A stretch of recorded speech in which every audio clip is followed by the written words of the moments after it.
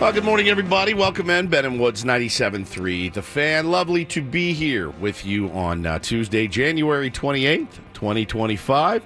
Been the worst start to a year I can remember in a long time, but that's all right. January will end, and the sun will rise again, and I wish I had better news, right, moving forward. But every day, seemingly, the minute we turn the microphones off, it's just a nice little nut kick for us every day. So we'll talk about yesterday's kick in the nuts, certainly. Probably a lot today, to be honest with you. But, hey, do your best to get your heads right today. I'd still like to have some fun if that's allowed. I like fun. I'm into it. Like smiling, like laughing. Life kind of sucks sometimes when you get caught up in the mud. So let's try to have some fun today. And remember, it's okay to laugh, even in the midst of, your baseball team acting like clowns right now. That's it. I mean, it's still okay to laugh. I'm Woodsy. That's Paul Reindl, the executive producer. Good morning, Paulie. Hey, how are you? Good. Ben's head is very big in the stream. Very, very big. I don't know if it's in the stream or if that's just his head, as it were. Ben Higgins, your friendly neighborhood sports anchor in his giant dome. Good morning. Good morning. What is it? He looks normal to me. Does he? Yeah. We look like pinheads right now. My head's always a little larger than yours, just because of the physically large size of my head. It should look a little larger. I could sit way back here, and then that's better, my actually. Head would be smaller. That's I can't better. Quite reach the microphone, but you want me to be able to talk in the microphone. We got a guy watching, Armand. It's a great name, by the way. He's watching from Cologne, Germany. Ooh. Great. Oh, great. Good morning. That's amazing. Germany. If I'm in Germany, I'll just say this. If I'm in Germany, I'm not watching Ben and Woods. I'm going to England in July. I'm not watching Ben and Woods when I'm in England. It's so easy, though. You can watch it in the afternoon, Deutsch Fryer.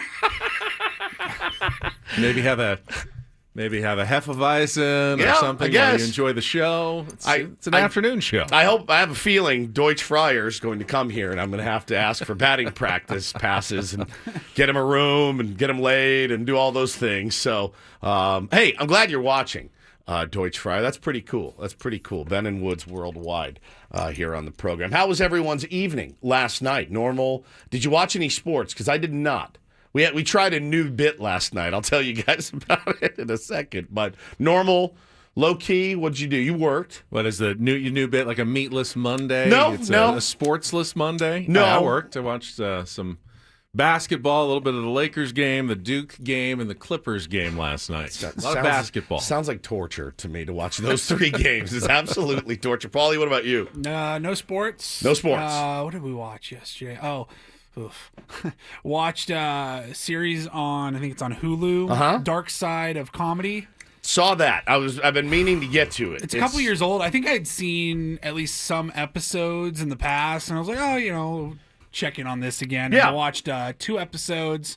Watched one on Artie Lang and Chris Farley. Oh. And it's not about all the funny, fun sketches. It's the dark side. It's the dark side. It's the the dark drugs, side, yeah. It's the trauma. It's the depression. Yeah. And I watched 2 episodes. I'm like, I think I'm good. Yeah, that's one of those where, we can probably stop after you this. want to watch it, but you also know, it's like eating a whole gallon of ice cream. Like, this is kick-ass, and this tastes delicious.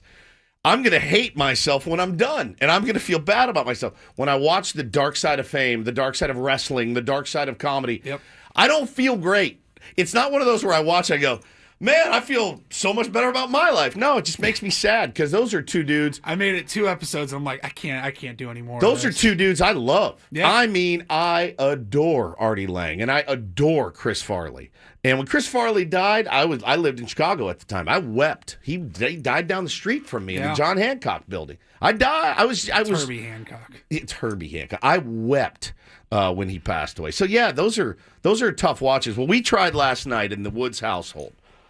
You go through this thing as parents where you're like, all right, our kids are zoning out on the television. So let's kill the TV and let's call it Creative Monday. Let's just be creative, right? And so whether it's playing music, which Taylor and Bo and Taylor jammed. Hannah has no musical abilities or inclinations. So we jammed for a while, and that was fun. And then we went to the kitchen table and Bo is writing a new book.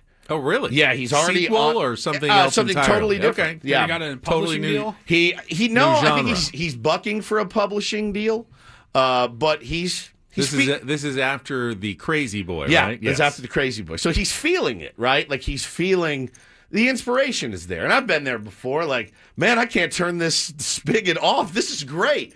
And then you'll go, I don't know, 17, 18 months without having a good idea. So we tried last night, and Taylor was coloring, and Hannah was coloring and drawing, and I was playing music at the table, and Bo was writing his new book.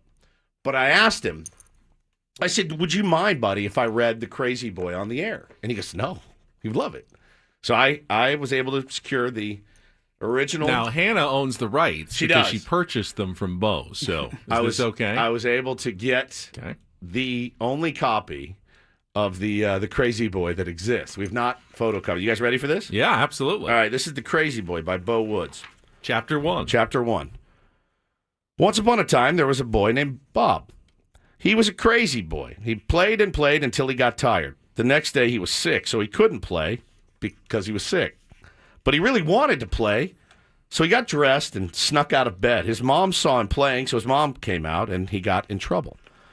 His mom sent him to his room, but his friends snuck through the window into his room. But then his mom came into his room, and his mom saw his friends. His mom said, "Go back to your house." His friends went outside and hid in his yard. The boy looked out the window and saw his friends hiding in his yard. Then he got out of his room and pretended like he was not sick and told his mom that he was not sick. So his mom said that he could play for 15 minutes. But he was rude to his friends, so he had to come inside. But he wanted to play, so he went to play. At his friend's house and played.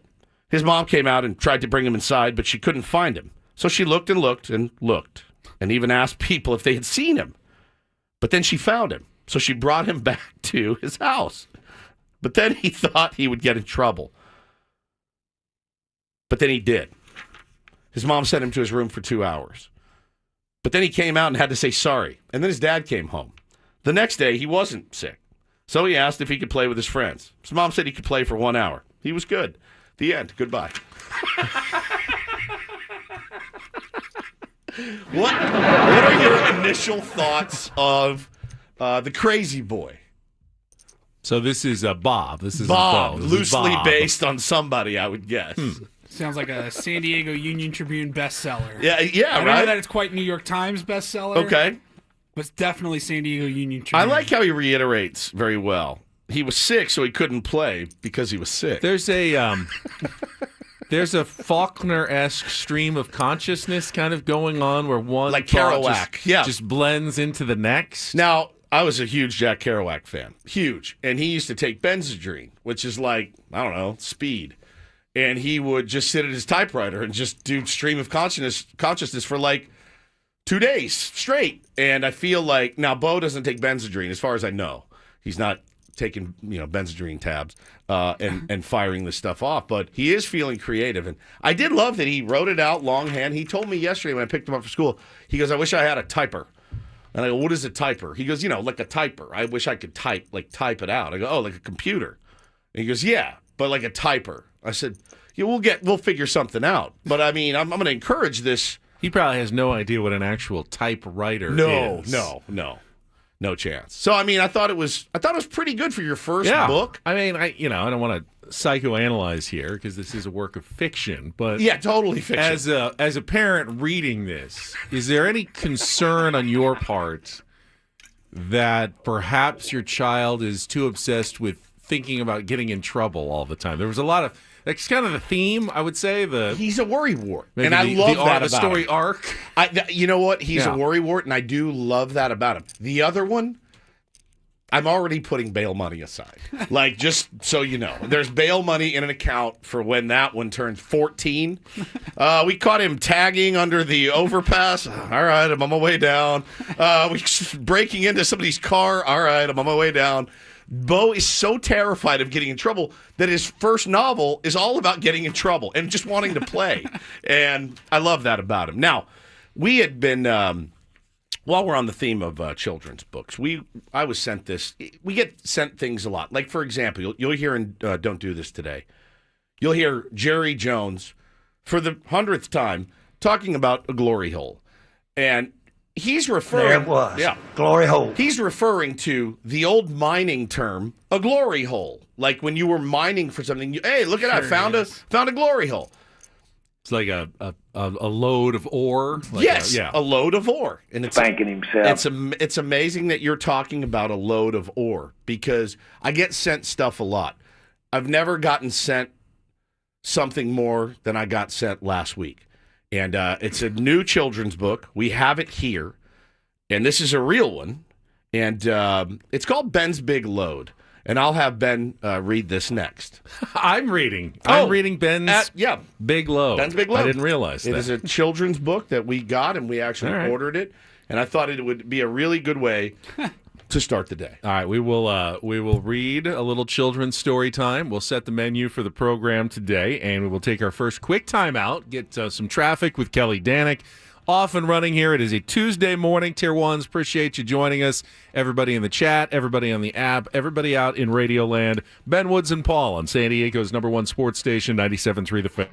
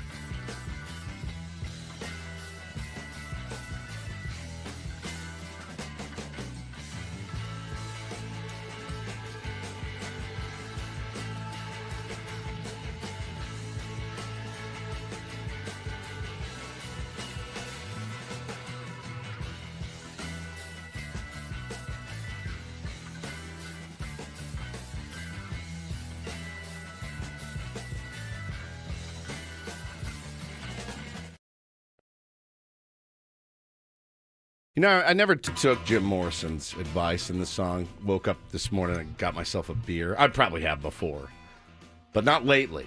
But a beer sounds really, really good right now. An ice-cold Pilsner. Just a Budweiser heavy. Morning drinking, you don't go with a mimosa. No, never been a big something mimosa a little guy. more Bloody Mary. No, never liked tomato juice and celery and shrimp and stuff in my drinks. I'm good.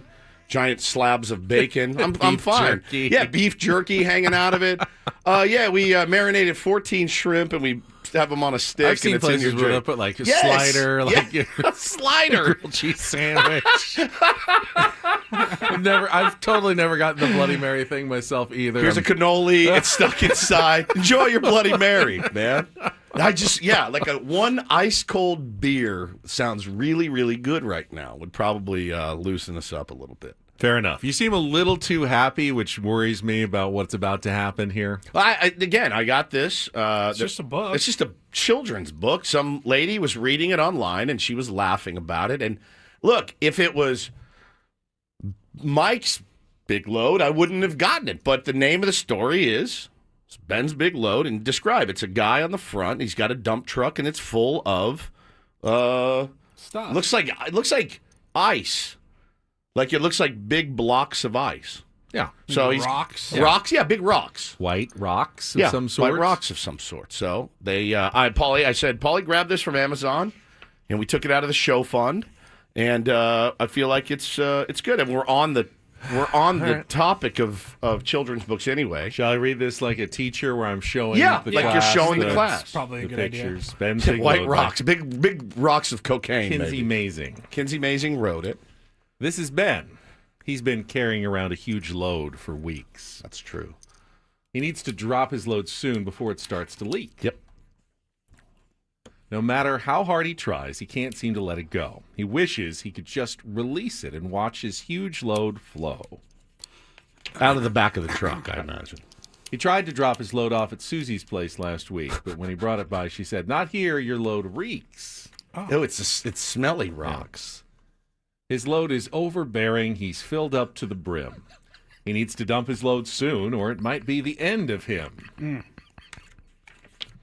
His Poor friends can tell he's hurting. They see that something is wrong. They ask Ben about his load and why he's been waiting so long. Yeah, you can't just carry it around. "I have nowhere to dump it," he says. "Every place I try says no. You guys have any suggestions? Where do you let your loads go?"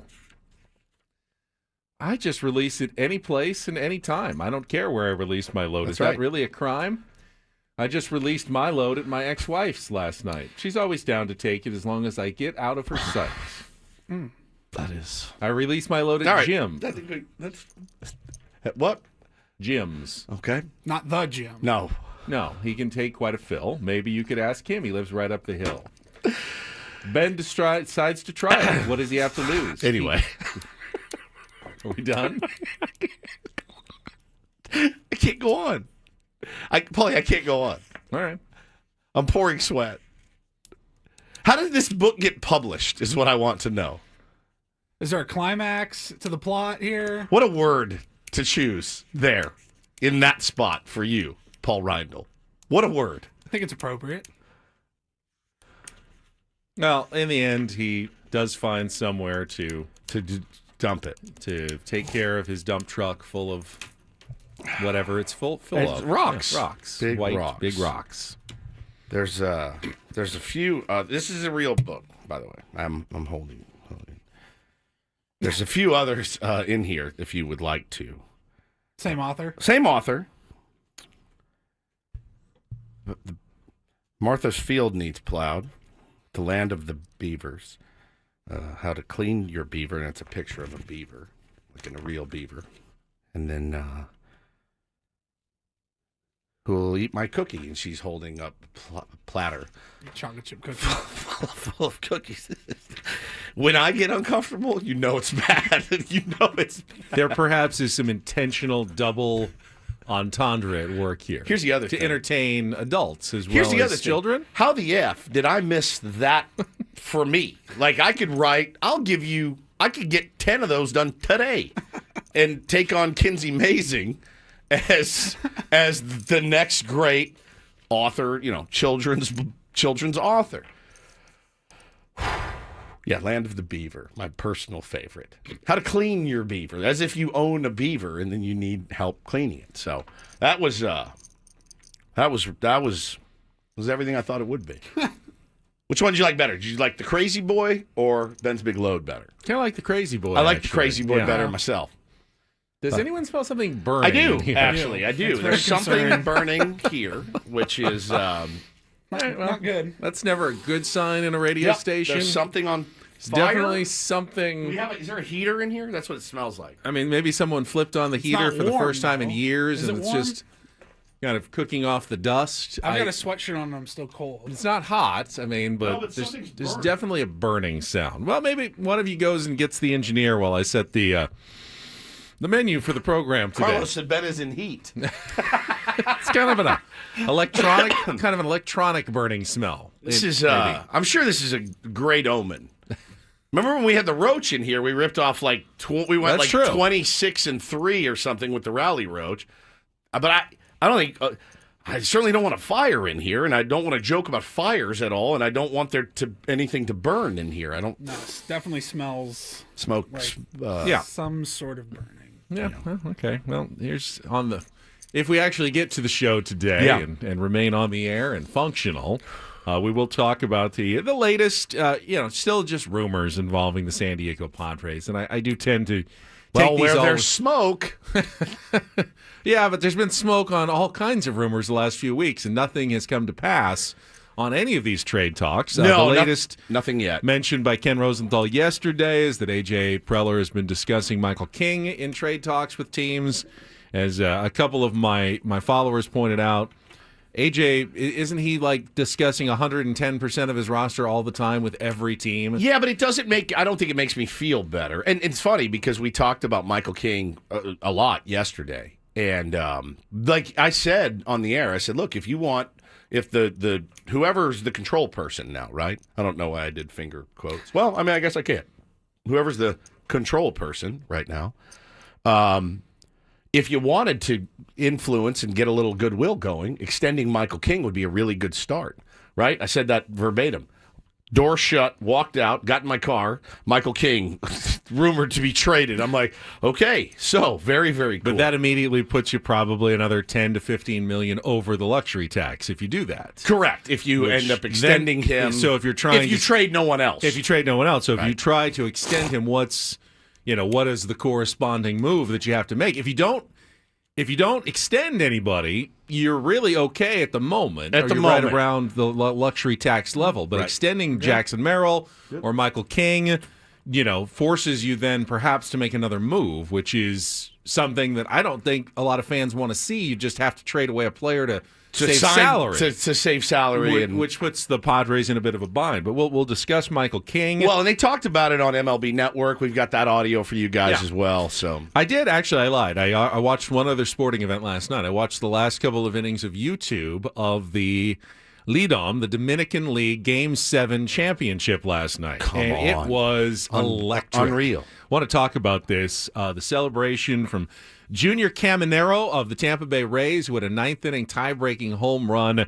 The ballpark, the team, Caminero went absolutely nuts. The kind of celebration you just don't see, really, in Major League Baseball. Even the over-the-top walk-offs, they have nothing on what we saw last night. And I want to talk about it. Is it a more fun brand of baseball that they play in the Dominican Republic? And would you like to see more of that in Major League Baseball as opposed to guys getting, I don't know, upset at celebrations? We saw it with the Nationals and Jurickson Profar and the Padres last year.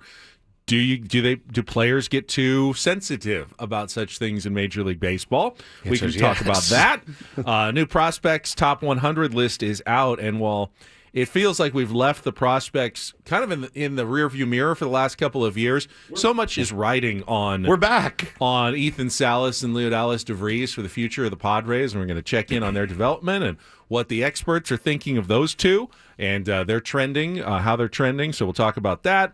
And, of course, we've got our regular features, Don't Do This, Take on Woods. We've got the Reindl Report. We've got tickets to give away, including more Tom Arnold tickets, which we're going to do right now.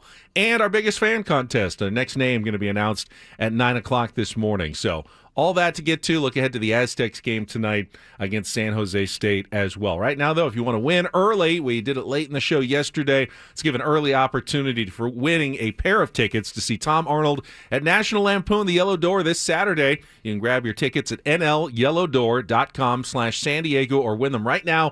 Third caller, 833-288-0973, 833-288-0973. Going to win a pair of tickets to see Tom Arnold. We'll come back. That segment on MLB Network about Michael King, what they had to say. Ron Darling was there, and what Ken Rosenthal had to say yesterday as well. All coming up next with Ben and Woods on 97.3 The Fan. All right, California sports fans, good news for you. Underdog available to play in your state. The best app for your big game party is actually on your phone. It's called Underdog. Underdog, the best place to cash in on all your takes during the big game, which players are going to go off, which ones are ice cold. Make your entries in just a few taps. And with the big game right around the corner, there's going to be tons of fun to be had on Underdog. And again, with their pick'em game, you could win up to 1,000 times your money just by choosing higher or lower on player stats, like how many yards will Patrick Mahomes throw for? How many touchdowns will he throw for? How many interceptions will he or Jalen Hurts throw? You got all your favorite leagues, teams, and stars to choose from, but obviously the big game going to get a lot of attention as it usually does.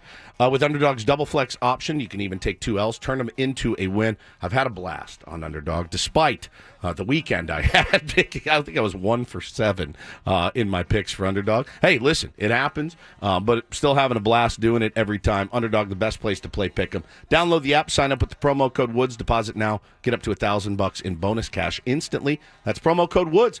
Must be 18 and over, present in the state where Underdog Fantasy operates. Terms do apply. Concern with your play, call 1-800-GAMBLER or visit ncpgambling.org.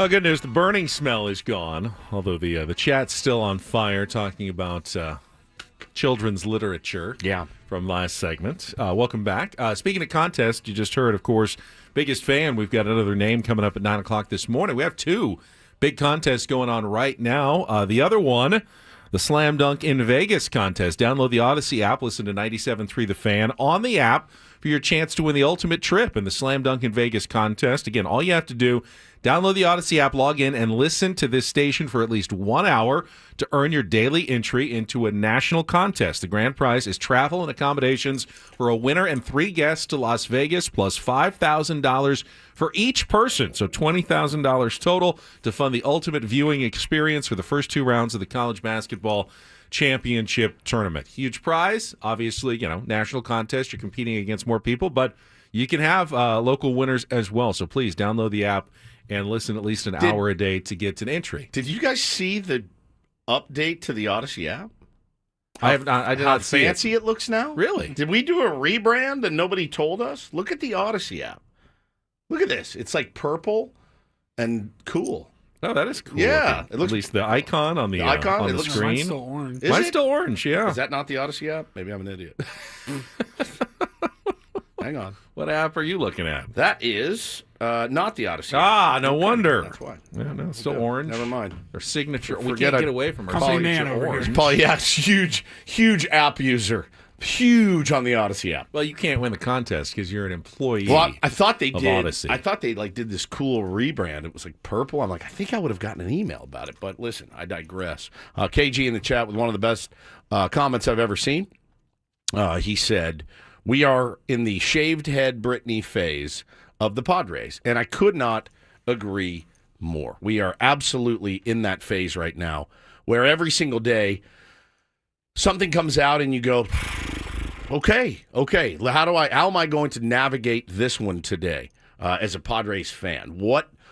How do I feel today? And yesterday was another example of that as we left again, the Michael King rumors. And look, I think our show, Craig's show, I think every show in town has talked about, hey, if A.J. Preller is going to reload or revamp or whatever fancy word you want to use, these are the candidates that would get you the most back. And you list the guys like Robert Suarez, get you a decent haul. Dylan Cease would get you a decent haul. Michael King would get you a decent haul. Luis Ariz would get you a decent haul. And you're also in danger of losing all 4 of those players at the end of the season to free agency because none are correct signed to long-term contracts. Yeah, and so, but you did think, and we talked about it yesterday, we talked about the ARB hearings, and we said, well, why would you get ARB done for all your guys but one, Michael King? Michael King talked about it on the Corey Kluber podcast where he said, I think it might be,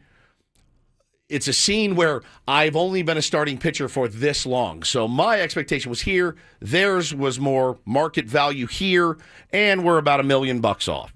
He didn't seem super upset about it on the Corey Kluber podcast, but I don't know that Michael King gets super upset. Said, hey, this is the process. We're going to go through it. Then yesterday, it comes out, and it's MLB Trade Rumors that first reported it, that Michael King is being actively shopped. I know Josh Stein, who's the assistant GM, did a appearance over the weekend, and our beloved Michelle Geekster posted kind of some of his comments, and he said, yeah, I mean, Cease, King, Ariz, some of these guys are still in play, and we're talking about trading them. So it wasn't exactly... Now, had it said Fernando Tatis Jr., that would have stopped me in my tracks, right? That's one that you would say, oh, my God, what are we doing? But Michael King, I'm not saying I like it. I think it's a terrible idea. I think that's a guy that can win a Cy Young at some point. I think he's got that good of stuff. I think it's moronic if you trade Michael King. I won't be able to buy that, but it's not like it's the first time it's been mentioned. I have 2 thoughts, and they're a little bit counterintuitive to each other, but I'll start with this. What leads you to think they can extend Michael King? He's going to command $30 million a year if he has another year like he did last year. That's the going rate for a Cy Young caliber, like those are your words just now.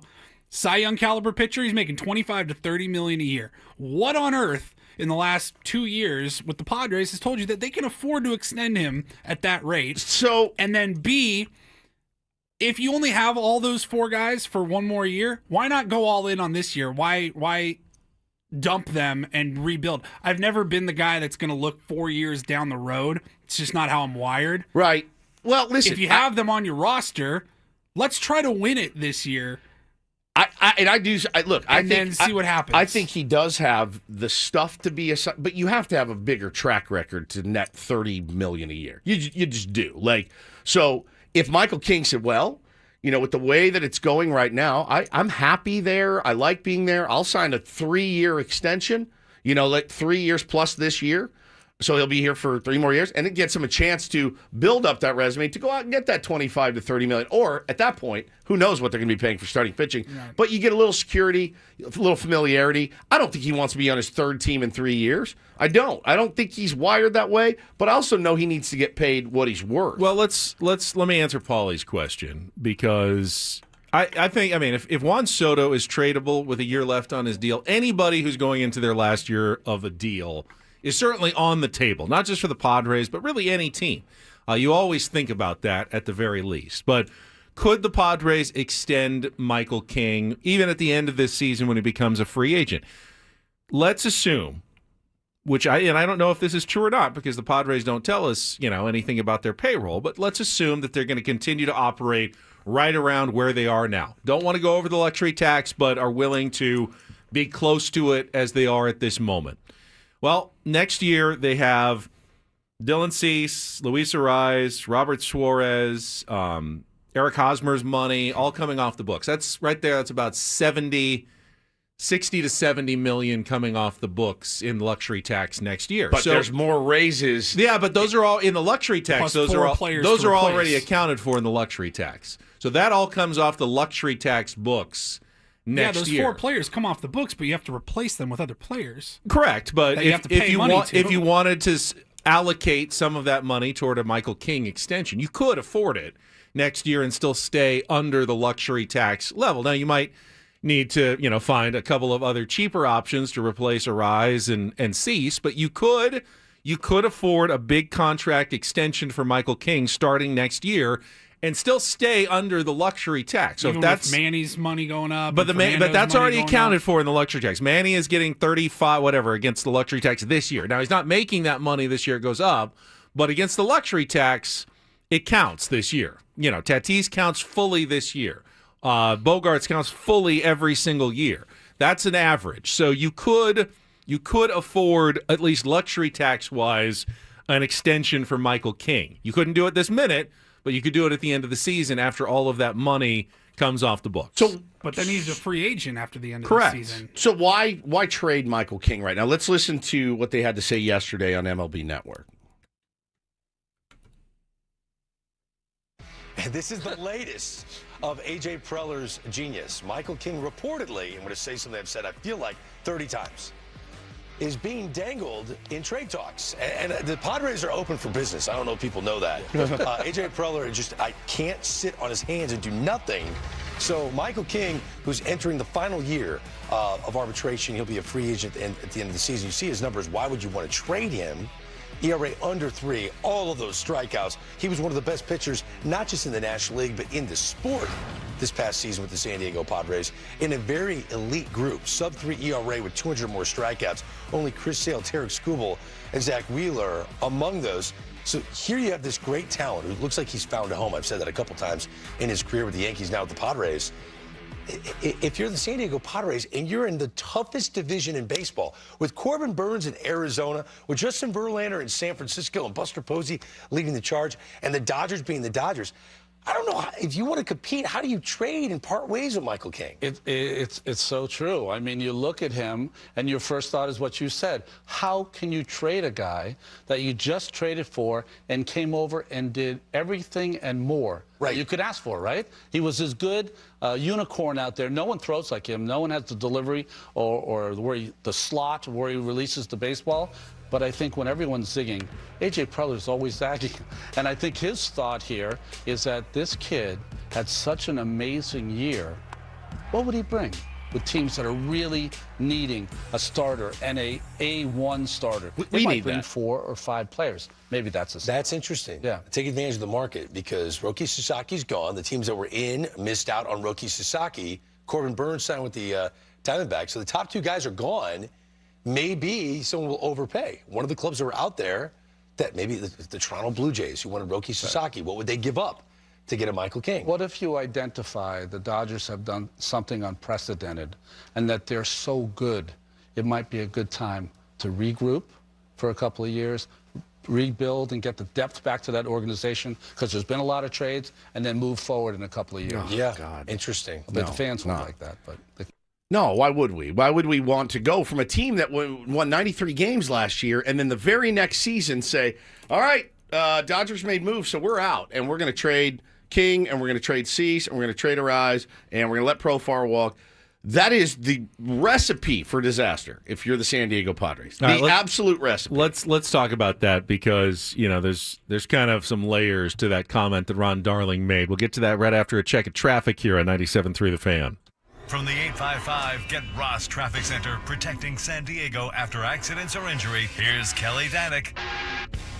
Got a stalled vehicle northbound 5 near Dairy Mart Road. It's over to the right shoulder, very close to that slow lane, so take it extra carefully.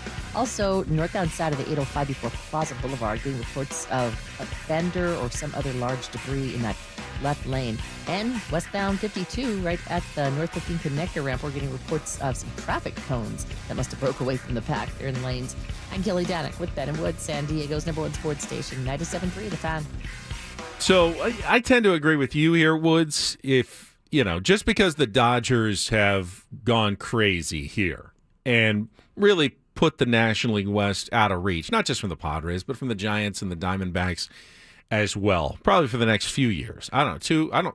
I don't think the Dodgers window is just the next 2 years. No. It's probably, another 5 or 6. You can't, At least. You can't just say, well, we can't even compete. So you're still going for a wild card. Do you get the sense that they're going to stop I after don't. this year? I don't get that sense at all. So, as you mentioned, Manny Machado is only going to be getting older. Xander Bogaerts is only going to be getting older. You do have young talent, Jackson Merrill. You have, hopefully, Ethan Salas and Leo Dallas DeVries. We'll talk about, the prospect rankings and how those guys are developing a little bit later. And you could have another window that kind of opens up or extends the current window later this decade. And if there is an opportunity to pull off a really good trade with one of these guys and pick up, players that help you now and in the future, that's why they're talking about it. You do have to consider the offers that are coming in. You don't have to give these players away for nothing just because they're going to be free agents at the end of the year. They have a lot of value to you as well this year. We say it every year. We say every year at the trade deadline. He's listening on everybody. He's listening on every single player. If somebody calls and says, hey, I'm interested in Fernando Tatis Jr. All right, what do you got? No, thanks. See ya. I mean, you'd be dumb not to ask, and you'd be dumb not to listen, right? Hey, I love this place. Somebody calls me, wants to talk to me about a huge offer, I'm listening. No offense, right? And I think everybody listening right now, no matter what you do for a living, you're going to listen. Doesn't mean you have to take it. Doesn't mean you have to really entertain it. But, yeah, I think he listens on everybody. But I'll tell you right now, if you're Michael King, are we not reading into the one thing that maybe we should? Michael King got taken to ARB, and he's like, yeah, if you want to trade me, trade me. Is that a possibility? You're not going to extend me. Look where you are as an organization right now. If you can get something for me, I'll go. Trade me. I mean, he has no choice in the matter. Right, so, right. It's not up to him at this point in his career. So how do you feel? I'm really interested, too. I would give almost anything to know what the group text, if there is one, between the guys, that are on this team and locked in on this team for many, many years to come. How are they feeling right now when they log on to their Twitter account or their Instagram accounts? Michael King on the block, Dylan Cease on the block, Luis Arise on the block. After the inspiring, and I mean inspiring run last year. I know the end sucked. It was terrible and uninspiring. 24 innings of scoreless baseball is pretty uninspiring. But to get to that point, Ben, the second half that they had after a pretty mediocre first half, That was inspiring baseball. That was fun. We all loved that. And Petco Park was slammed, and it was rocking, and everyone is Padres fever. What are those guys thinking today? Cool. Okay, there goes our leadoff hitter. There goes 2 horses in our rotation. And for who? What are we doing? Well, I don't think they get caught up in speculation. They'll react if it actually happens. But you don't think they do? I don't think they're. I bet they're they going to do. get too worked up over rumors that are constantly swirling around AJ Preller. Alex says the players don't care. He says they get paid. They don't care. I disagree. And the reason they care about winning. They yeah, absolutely the reason care about winning. The reason I know they care about winning is because I've talked to them about it, and I believe them when they say it. And they show it through their play sometimes, a lot of the time. And I know that has to stick in their craw last year, how it ended. And to get that close, and then your company says, sorry, we're going to. But again, we don't know. We don't know if they're going to retool. We don't know if they're going to rebuild. We don't know if they're going to, whatever word, revamp. All the re-words. We don't know what they're going to do because nobody said anything. And there haven't been any moves. So we are left to speculate.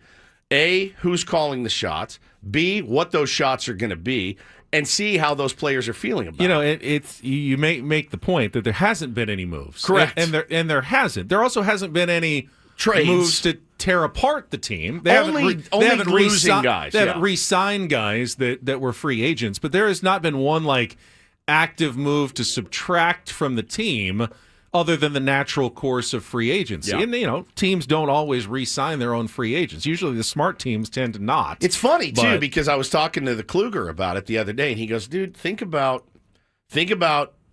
the Braves winning a World Series and letting Freddie Freeman walk, right? And think about some of the guys that some of these teams are letting walk right now. Kyle Tucker, blah, blah, blah. The smart teams, by the way, the ones that are considered... Yeah, those the moves are a lot smarter easier to make franchise. after you win a World Series. Yeah, they're much easier to But stomach. they're easier to stomach, but it doesn't make them less or more smart to do it. As players, become free agents, guys in their 30s like Jurickson, the smarter teams don't tend to sign their own free agents but then and you keep can still them. go out and get quality free agents and say, look at what we got here. We Yeah. got championships. I mean, bro, they replaced Freddie Freeman with Matt Olson. Pretty good. We're talking But about quite a bit cheaper. Yeah, quite a bit cheaper. Quite a bit cheaper. Yeah, I don't know. So, we'll see. If the Padres truly do start trading away guys for prospects, well, then that's a different conversation entirely. Hasn't happened yet. We're going to keep an eye on it very closely, though. All right, we'll come back. Hour number 2. We got Don't Do This and much more ahead. Ben Woods on 97.3 The Fan.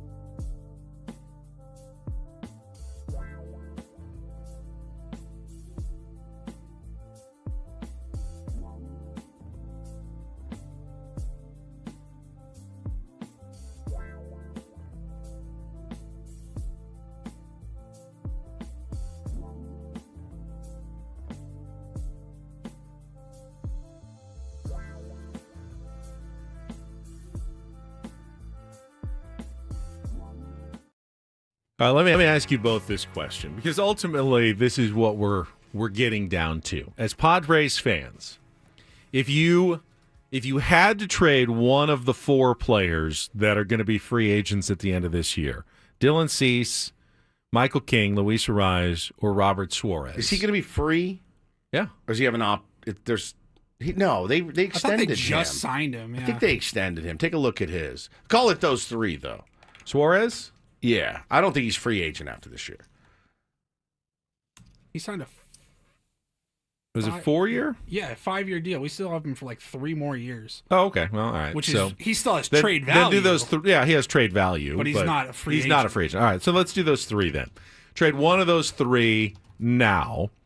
Which one do you think gets you the best? Which one is the one that you feel like gets you the best return and you can most stomach losing at the same time? Like the combination of the 2. I think Ariz gets you the least return. Yep. I think King gets you the most return. Okay. But he's also, I think, the one that's the hardest to lose. I feel like the kind of the sweet spot guy to trade in the middle is Dylan Cease.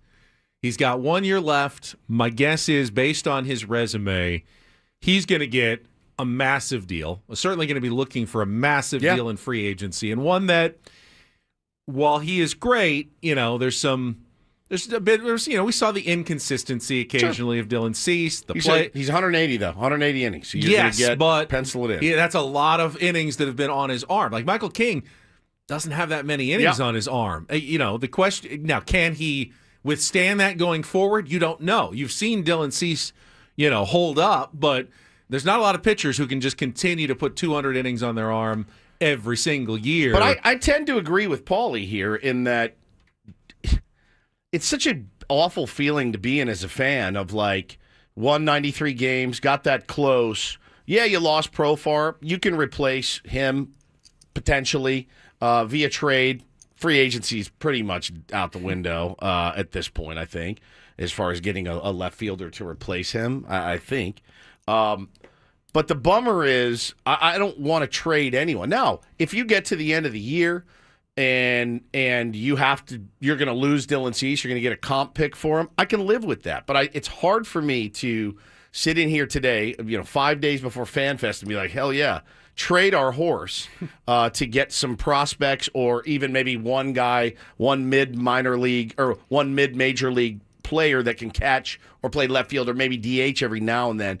That's the part that you hate being in as a fan. Having to go out and manipulate your own mind by saying, well, this could, bro, because, and I'm not, this isn't a shot at you or anybody else. I lay in bed at night and go, do we run it? Just go hardcore balls to the wall and try to win this thing this year? Or do we just unload all of these guys, revamp, retool, and hope we scratch and claw our way in the playoffs? But we've added 10 guys to the farm system. We've added 2 major leaguers that are going to help us next year.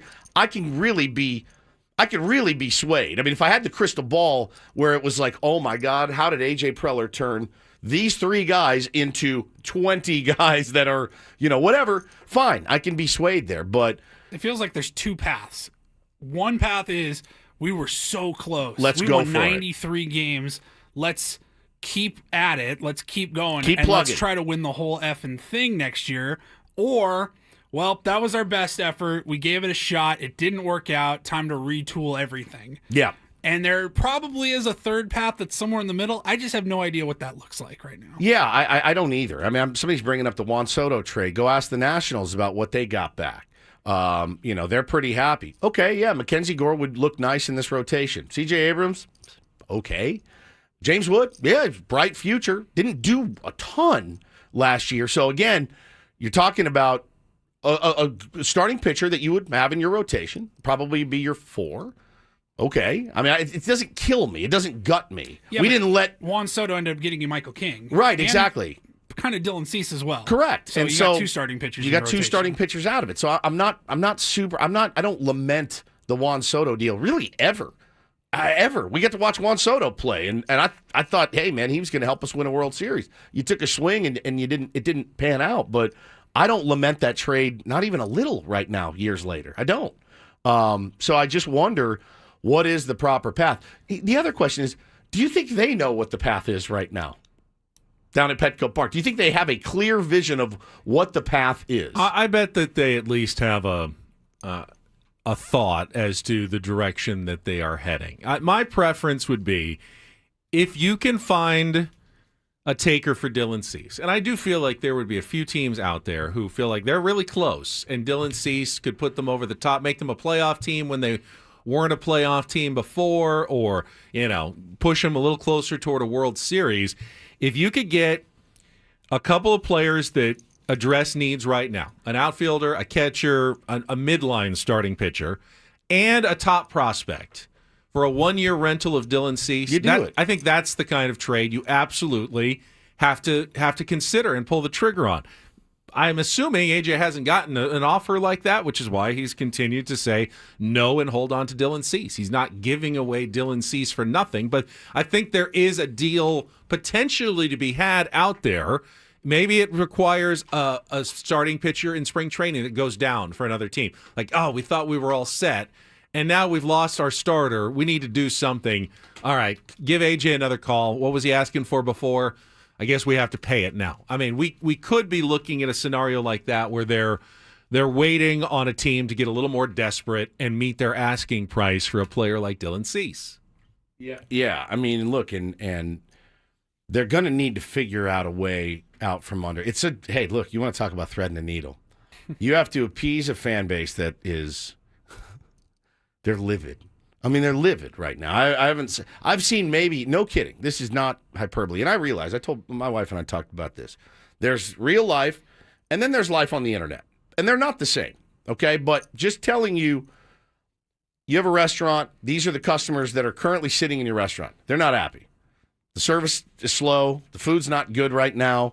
The roof is caving in. That's how people feel right now, okay? I've seen maybe one or two people go, you know what? I'm tired of all this BS. Let's just ride. Can't wait to watch my Padres. Literally, like when, again, we mentioned it yesterday, Ryan Cohen, the happiest, most positive guy of all, is like, this sucks. It's funny because the restaurant analogy, though, is not really that apt. The last time you went to a meal, which is last season, was a great meal. It was one of the best meals we've ever had. Yeah, and we haven't sat down at the table yet for the next meal. We're in line. We're in line to eat, and the roof is falling in. We are in line. By the way, reservations, we're you full. Don't like the smell coming out of the kitchen. Ben, the reservations are full, buddy. You don't like the smell coming out of the kitchen, but you haven't actually sat down at the table once you know why? yet since last season. The reservations are full. I can't get a table right now. It's sold out. It's sold out. But the roof's caving in, and you don't like the smell coming out of the kitchen, and they're understaffed. There's holes in the staff. And so, the fan base is insane right now. And I think for good reason, because we are actually sitting here going, which one of our guys that can help us win a World Series are we going to trade? Or maybe which two of our guys that can help us win a World Series are we going to trade to make this team more fiscally responsible and stable, and also maybe build up our farm system a little bit? It's a tough pill.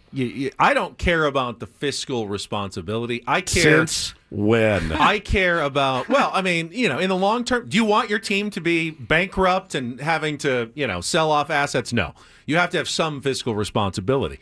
I care more about the team that they're putting on the field this year and whether they can make it a better overall group by making a trade, clearing some money, maybe signing someone to, getting a couple of trade pieces.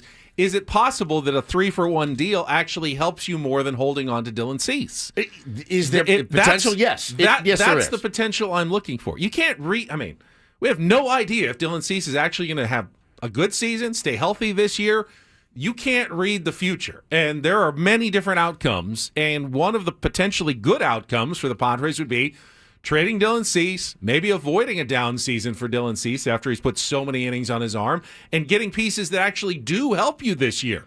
The worst case scenario is holding on to Dylan Cease. He has a mediocre year. You don't make the playoffs. You got nothing for him. Yeah. So you have to think about the possibility of what you can get. You're not giving him away. If they were giving him away, they would have done it already. Yeah. There's plenty of teams that would love to have Dylan Cease, and say, all I have to do is give up a couple of low-level prospects because you want to save the money. Right. There's a dozen teams that would have done that already. And that happens. So they're not doing that. They're not doing that they're yet. They're not doing that, clearly. So they're waiting. They're looking for a really good deal. And if they find one, then they'll pull the trigger on it. Yeah, I mean, it's a tough, like I said yesterday, my hottest take is that Dylan Cease will be at Petco Park on opening day, but he will be starting for the Hotlanta Braves. And, I mean, it makes too much sense. Georgia native, right? Yeah. But I think the Michael King thing yesterday came out, and I went, in my mind, and I know I'm right, actually. Like, one is a Boris client, one isn't. One has many more years of a resume than the other. The other one just is coming into his own as a starting pitcher. For me, Michael King was the centerpiece of the Juan Soto deal. You cannot let him go. And you shouldn't have let him get to arbitration, your first arbitration hearing in a decade, but you can't put that toothpaste back in the tube. You have to now massage it and make sure that he wants to be here for the long term and find a way to keep him long term. And I think, again, Padres fans would be fairly happy with that move. I would prefer that as well. I really would. I would prefer, knowing there's no chance they're keeping both of those guys. I think there maybe is a chance they can keep Michael King. He's the one that I'd want to keep long term. Less innings on his arm.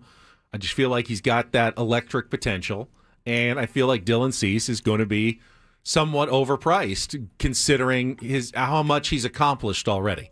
That's a premium resume that he's put together, and someone's going to pay for Dylan Cease this offseason. Yeah, Boston, somebody, Atlanta, whatever. But yeah, I mean, look, we're now kind of back to the point of where we started on this show 7 years ago of, well, Salas will be here soon, and DeVries may be here soon, and blah, blah, blah. Now, admittedly, there's a hell of a lot more interesting players on this year's team than there were on those teams. And I couldn't agree more. And I again, said it yesterday, I can't wait to watch Merrill and Tatis and Manny. I can't wait. I cannot wait. I love those guys. Those are my guys. But I do wonder what they're feeling right now, too, of like, man, we kind of busted our tail last year. I know it didn't end the way everybody wanted it to, but now we're talking about moving pieces again, and there's this ownership drama and who's calling the shots, and it's as dire as it's been, man, in the 7 years that we've done this show together. It really is. I feel that way. Now, we went through a work stoppage. The other thing is, we're probably going to go through another one at some point. So I think that needs to be taken into account as well. It's very murky. It's very muddy. I don't begrudge anybody the way they're feeling about it right now. Quickly, back to how this whole thing started. We talked about Robert Suarez. He does have the opt-out. Yeah, Craig texted me and said he can opt out. If he has another all-star season, he will opt out. He's opting out. He's going to go for an even bigger contract. The opt-out is 2 years, $16 million. I don't know that he opts in for that. Right. If he has another good season, he's gone after this year, But too. I do think he's the guy that's most easily replaceable. Yeah. Well, those four. I think it's fair enough to consider him a likely free agent at the end of the year. You're operating as though he's going to be have a free good agent. season, Ultimately, Woods, I know what you're saying, and I'm concerned, too. As a Padres fan, I'm concerned, but I'm also willing to at least give them a chance on the field this year. What choice do until we have, they lose? right? Until they're 15 games under 500, I'm not going to get overly upset. I'm going to give those players a chance to go out and still have a good season and maybe surprise some people. Will we? Okay, here's what I hate about sports media, and mark it down if you want to. What we can't do is if they go into spring training here in a few weeks and they keep Cease and they keep King and they keep Arise and they go out and they're 15 games under 500, we can't be like, see, told you should have traded those guys. We can't do it. We can't do it. We have to pick a side in a lane and stay in it. And I don't know which lane I'm picking. That's my problem, is I'm very unsure what the right lane is to go. I think they should probably trade Cease, keep Arise and King, and see if you can put the best team possible on the field with that combination, with what you can get. Trade Cease. That's my lane for now. All right, we will come back. We haven't really talked about the craziness in Dallas, the fact that Jerry Jones hired Brian Schottenheimer as his head coach, and Jerry is really showing his senility, I think, at this point. So we'll get to that and go to this. Are we in a position to criticize anybody's ownership at this point? Or Yeah, I think that the Dallas They're Cowboys always are always an fair easy game. target. They really That's are. fair. First, though, I'll tell you about Prize Picks. The big game pick. It's a free pick. It's already live. You can start putting together your daily fantasy sports lineups for the big game. Week from Sunday, Patrick Mahomes, 1/2 of 1 passing yard. That is one entry you can put into a lineup between 2 and 6 players for the big game for any sports. On daily fantasy sports at Prize Picks, there are millions of users who are having fun every day. Here are some of the other big game options. Saquon Barkley, more or less than 112.5 rushing yards. Jalen Hurts, more or less than 215.5 passing yards. Travis Kelce, more or less than 62.5 receiving yards. Those are some big game options for you when you're doing Prize Picks. The more you put together, the more you can win. Or keep it small. Keep it a two-person lineup with a free square. You can win money like that as well. There's so many different ways to play with Prize Picks. The one thing you definitely should do when you download the app and sign up, use the code KWFN. You'll get $50 instantly when you play your first $5 lineup. So all that free play at the beginning when you use code KWFN and put together your first $5 lineup. Easy to play. It's quick. It only takes about seconds to download and set your lineups. It just adds to the enjoyment and fun playing, watching and playing while you're watching your sports. And you can win up to 1,000 times your money now on Prize Picks. So again, check out the special squares for the big game coming up and run your game on Prize Picks. Must be present in certain states. Visit prizepicks.com for details.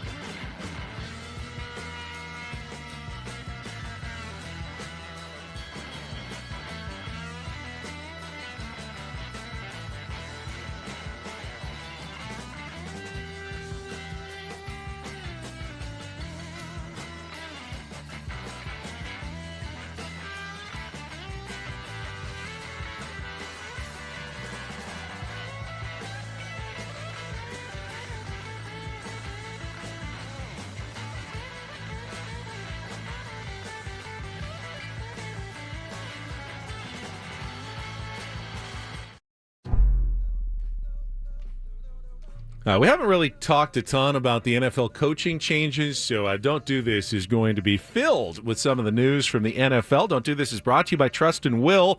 Don't leave your entire estate, house, kids, and life savings up to chance if and when you die. Do set up a trust or will online at trustandwill.com. It's a lot more affordable than you think. Visit trustandwill.com for more info. Now, I know you can't judge a book by its cover. I was just saying before you got here this morning to Paulie, when we talked about this guy, I said, we're going to have to judge a book by its cover. We laughed at Dan Campbell when he was first introduced. Because it was funny. It was funny. Coach of the Lions, and people are kind of laughing today at new Jacksonville Jaguars coach Liam Cohen. Couple of reasons about this as well. First of all, he talked in his opening introductory news conference that one of his big things is like honesty. He wants honest critiques. He wants people to, give him the unvarnished truth. This is a guy, though, who lied to the Tampa Bay Bucks after he had accepted a big promotion or a raise to be their offensive coordinator, and they said, but go interview with Jacksonville just for the good experience of it. And then all of a sudden, he didn't return any phone calls from Tampa to go, wait, I'm getting the job at Jacksonville? I'm just going to take it. But what everyone was kind of laughing about was just his somewhat odd behavior at the news conference. I guess Jacksonville's in Duval County, so he was trying to ingratiate himself to his new community. Duval. Oh. It just doesn't seem... Duval. It's very unsettling. It's so unsettling that I watched it 150 times. I don't know what it is about. What is it? Is it the head movement? Yeah, he kind of, the eyebrow raise. Kind of like a, hey, what's up? Yeah. Hey, Duval. Play it again.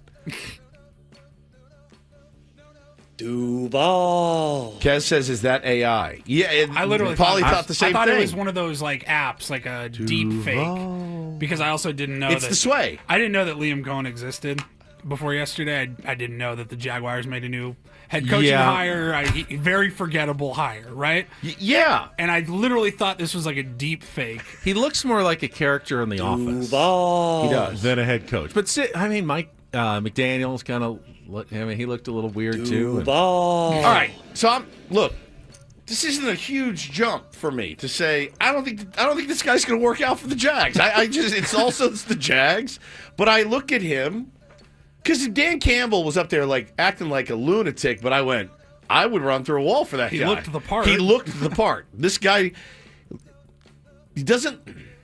Who was the other? He doesn't look like a leader of men per se. Didn't the Jaguars also have a coaching hire, his first press conference, or was it the Jets? The Jets, Adam Gase. Adam Gase, yep. And then who was the other one that was doing the fingers, remember that guy? I don't remember that. He was meeting a player for the first time. He's he was talking like Matthew McConaughey. Hey, you gonna get in there and you'll kick some ass, man. It's so weird. It's very odd. It's just he's just an odd. It's an odd guy. Pete Carroll is a little odd. He's he had great, his, but we kind of like his brand of oddness, and he had his introductory news conference with the Raiders yesterday. Drew said Yosemite Sam. He does. I don't know. This guy.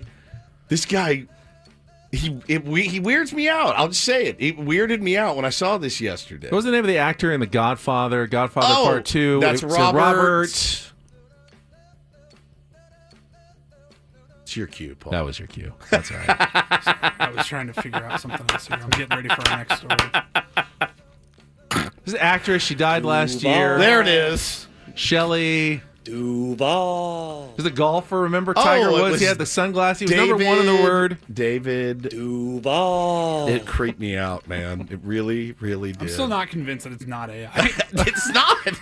I saw another thing that he talked about. They had him on the mic, and he's just wide-eyed, and he's very excited. So listen, I think we'll see what happens. 8-8 or 8-9 is a pretty good year for the Jags if they can get there. If they can get them to a little bit worse than 500. But I don't know, man. He just doesn't look the part. Doesn't. This Jonathan guy, Gannon, that was the name. Look him up. Jonathan Gannon, Arizona Cardinals. Yeah, he was the one that had the weirdest introductory, like he was meeting guys for the first time. He's like, "You're going to be off into the solar." It was so bizarre. You got to when you're at your your introduction, you have to do less. You have to do less. You can't be the main character. And I know you're the head coach, but you just can't be the guy that they're talking about. Yeah, it's really a fine line. You can't be too boring, but you also can't be too interesting. It's very, very interesting, man. Very, very interesting stuff. Now, listen, as an owner, Jerry Jones looks the part, right? Like, you think owner, you think Jerry Jones. Like if you're casting TV owner. football team owner, that's it. Jerry Jones is your prototype. That's your guy. But he had a little... Well, they did their press conference with Brian Schottenheimer yesterday. Brian Schottenheimer actually came off pretty well in his opening presser with the Dallas Cowboys. Stephen Jones did not, and Jerry Jones did not. But they grabbed Jerry after, and they wanted to talk to him. And he invoked his favorite phrase, and I'll never, ever get tired of him saying it. There's a very low percentage of this that is smiles and glory holes. Oh. Very low percentage. There's a very low percentage of this, meaning the game of football and the hiring process, that is smiles and glory holes. There's a very low percentage of this that is smiles and glory holes. No. Very low percentage. Someone has told him, "Hey, bud, dad, or grandpa, you know the other meaning for that word, right? Like, do you know what you're doing?" I don't know. Can anyone There it was. Glory hole. Can anyone talk to Jerry? He just seems so out of touch now. I would think that his son would go, "Dad, you can't keep talking about glory holes." Yeah, he's an oil man. I get it. I know exactly where it comes from. But based on the fact that there's another definition that is much more widely known, for those of us that aren't in the oil and gas business, as Jerry Jones was, you need to find a new phrase. Honey hole is better.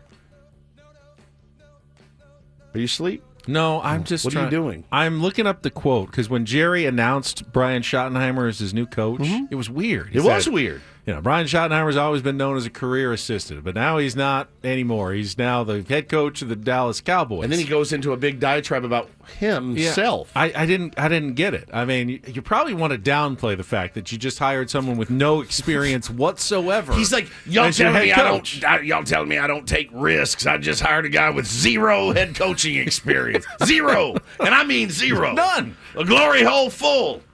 The glory hole's empty of coaching experience. And it's like, all right. I mean, look, they're never boring. They're like the Padres. He learned at the knee of his dad, the worst playoff coach in the history of the National Football League. Sorry, rest in peace, Marty Schottenheimer. But he's taking shrapnel. Shout out to his family, but he just shout out to his family. He kills me, man. Jerry just kills me. Finally, a little do this. DD mega doo-doo. Talked last week about how the Bills Mafia responded on the Mark Andrews drop by raising money for his favorite charity, the T1D Foundation. Well, now the Ravens fans are doing suit. Ravens Flock, as they're called, has started a GoFundMe to raise money for Dalton Kincaid's charities after his drop, or, non-catch at least, in the AFC Championship game on the fourth down heave by Josh Allen. Fans, trying to do good by other fans is definitely something that you like to see at the very much. And the Summit Center for Autism is a charity that Dalton Kincaid has worked closely in the past. So Ravens fans are going to return the favor and try to raise money to help kids with autism. If Mookie Betts drops a ball in the playoffs and the Padres win, I'm not donating to his charity, by the way. I'm not. So you know. Should Dodgers fans have donated to Aaron Judge's favorite charity? They may have, actually. Yeah, maybe, actually. If Dodger fans are listening, could you donate to the San Diego Padres? Because we are desperately in need of some money. ASAP. By the way, the Michael King Fund, as it were. Bills Mafia, over $140,000 raised now. It's insane. Which is pretty cool. That's great. Good for them. We talked about that catch a lot yesterday. Yeah. I've changed my tune. I saw another angle on Instagram. Somebody from the top upper level posted a video. Bro, there wasn't a defender within 20 yards of Kincaid. Really? had nothing but space. He made no adjustment. That ball should have been caught. Wonder if he didn't. Did he not realize it was coming to him till the last second? By the time any of the defenders realized what was going on, he had 15 to 20 yards around him, like just a radius. There was But nothing, it wasn't like it was on, it was I know, timed he or left anything. his feet. Yeah. He had to leave his feet. But again, Paulie says he didn't make the adjustment to get to the ball quicker. But hey, man, listen. Bunch of fat guys sitting on their couch watching, criticizing Dalton Kincaid in freezing cold temperatures, the biggest play of his life. And that's Don't and Do This for a Tuesday. That was Don't Do This with Ben and Woods on 97.3 The Fan. It's the off season, but there was some electric baseball last night. 100%. And I caught the last couple of innings. A lot of people who were watching actually the Dominican Winter League Game 7 Championship. And we're going to talk about it when we come back with Ben and Woods on 97.3 The Fan. Well, listen up, guys. If you have joint pain, I get it because I was there too. It starts as a nuisance. You just kind of wear it. You put up with it. Then it starts to impact everything in your life, walking, climbing stairs. For me, the defining moment is when I went to pick up at the time, I think he was 2 years old at the time, my son Taylor. And I could not lift that kid up to my waist. And I went, all right, I got to do something now. These carpal tunnel braces that I'm wearing, the tape that I'm using on my wrist, they're not getting the job done. So I went into QC Kinetics and made the call. And it's been a life changer for me. I'm back to doing all the things I love to do. Playing baseball, playing guitar, picking up my kids, all the things I love to do. And that's 100% thank you to QC Kinetics. So their regenerative treatments sweeping the nation. Tens of thousands of QC Kinetics patients would tell you, don't wait. Make the call today. Talk to the local medical professionals if you've got pain in your knees, hips, shoulder, back, your hands as well. They're incredible at what they do. Their new orthobiologic cellular therapies, including PRP treatments, can revitalize your joints without going under the knife. They're not giving you a bunch of pills and stuff like that either. It's really a simple process. So all you have to do is call them today. They got 2 locations, one in Torrey Hills, one in Hillcrest. Get a free consultation, 619-614-PAIN, 619-614-PAIN. It's QC Kinetics, 619-614-PAIN. Let them know. Woodsy from 97.3 The Fan sent you, please.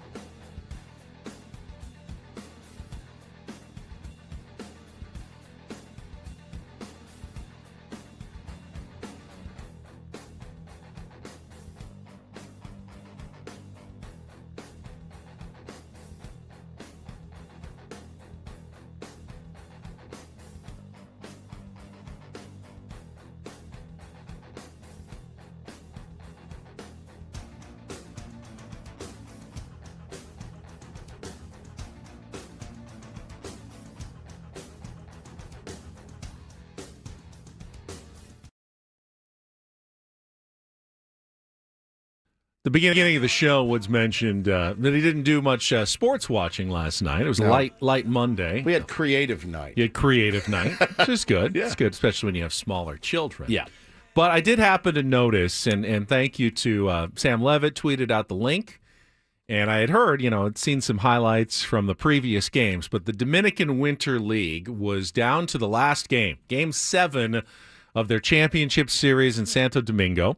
It was Albert Pujols' team, the one he's managing, Leones de Escogido, taking on the two-time defending champions Tigres del Licey in the final game. And I picked it up. It was 5-5 in the 8th inning on YouTube. And, the broadcast is in Spanish. But, all right, I'm involved. I'm sitting at my desk. I've got it streaming. I'm looking. They have like 750,000 people watching on YouTube. And the stadium looks electric there in the Dominican Republic. The YouTube stream, like our chat, we get a couple of comments every minute or so. The comments on YouTube, probably 24 every second. It was just bam, it was bam, bam. Just tickering. You would never be able to keep up, but it was pretty electric. And it comes down to the top of the 9th inning when Junior Caminero, infielder for the Tampa Bay Rays, is batting for Leones, and he absolutely clobbers one to center field. And this stadium in Santo Domingo, it's like the spring training, some of the stadiums with the big tall wall that's the batter's eye in center field, 411 feet away. Yes. Clears that off the scoreboard. They said 454. It was absolutely demolished to give his team a 6-5 lead. This is the top of the 9th inning. But as he's rounding the bases, it's like a walk-off home run. I mean, he stops at first base. There's it took him high 20 fives. seconds just to get to first. Just to first. He's hugging, getting all into it. Hugs, high fives. The stadium's going crazy. The fans in red, at least, are going absolutely nuts. Still at first base. Finally starts, and he's jumping up and down between first and second.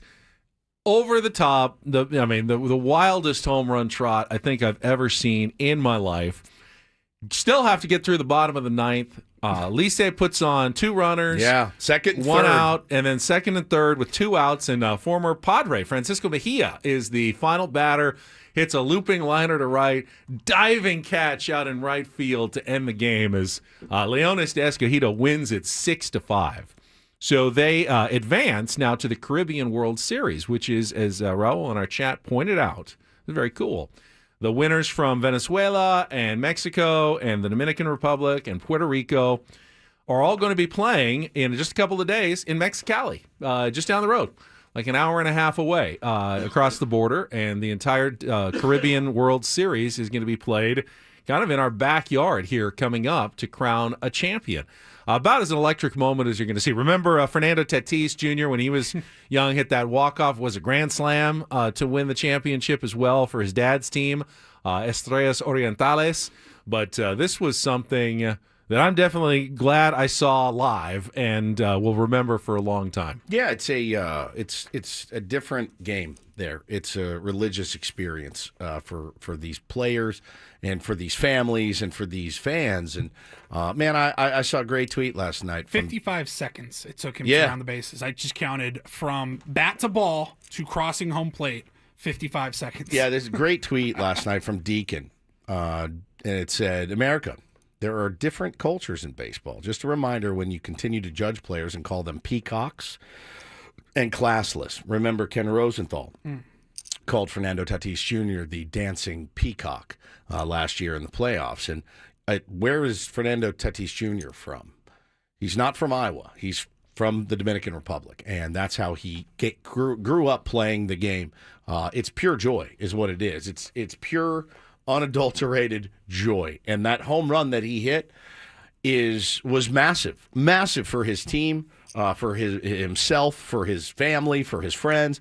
It was incredible, and I love it. I thought it was great. Now, I think like everything, there's time and place for celebration. That's a good time and place for a celebration like that. If it's the 3rd inning and you take 55 seconds to get around the bases, all right, man, you may slow the game down a little bit, but I have never really had a problem with anybody pimping home runs. I think it's awesome. If I ever was lucky enough to hit another one and knew that I hit one, I would definitely pimp it.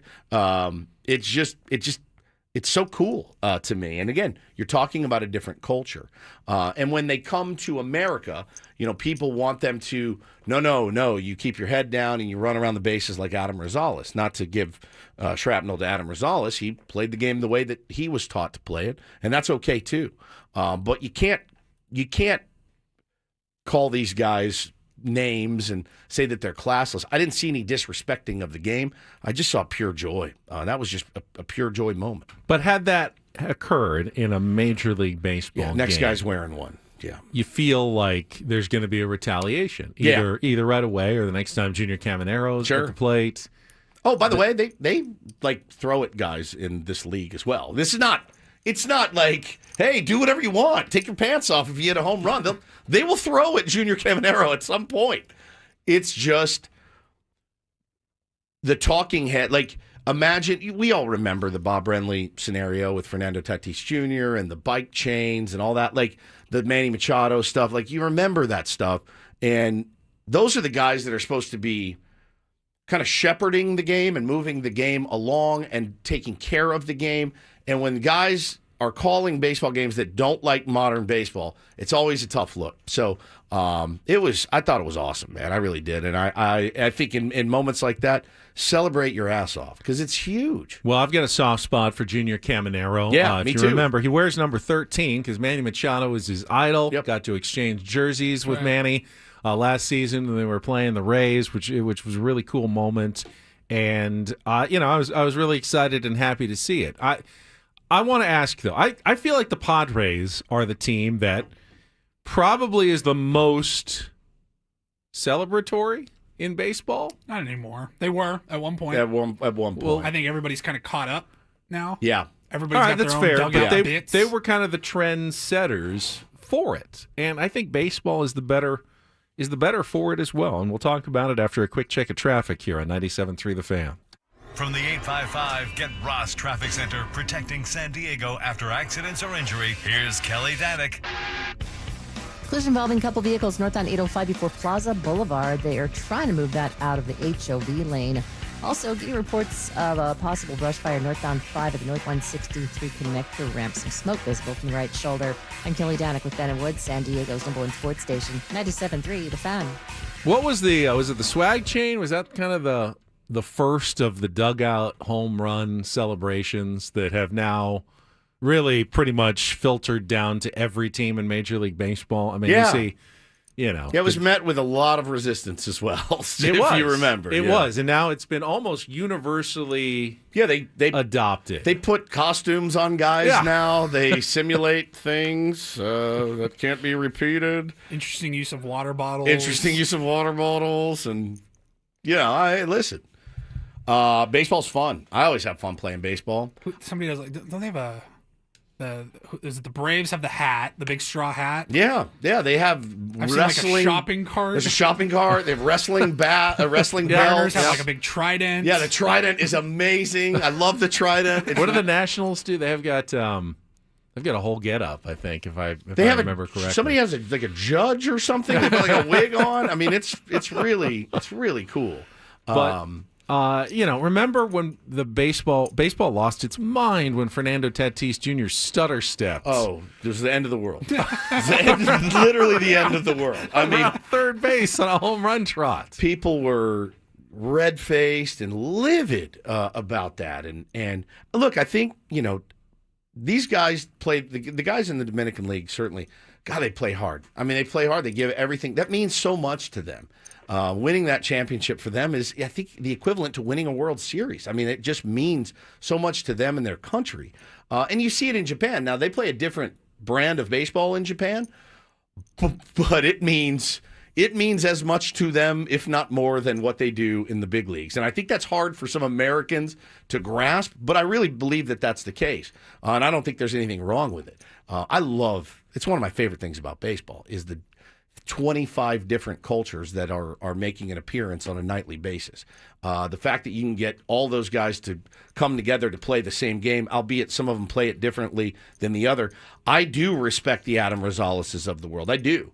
But I also respect the Junior Camaneros of the world. I think they're both badass. I mean, there's something badass about both of them. Yeah, I agree with you. Don't force a guy into. Yeah. Kyle Higashioka was never going to. No. Was never going to dance his way around the bases. No, absolutely not. But at the same time, don't be yourself. Don't lionize him and say, "Oh, he's doing. See this guy's doing it the right way." Right. Appreciate him for who he is. Man, you hear that is the biggest catchphrase in baseball. Is he's doing it the right way. You should see the way he goes about his business, and he does it the right way. And look, there really is no right way. I mean, if you are filled with joy and excitement, let it flow. I tell my 7-year-olds the same thing. Let it flow, man. You made a great play.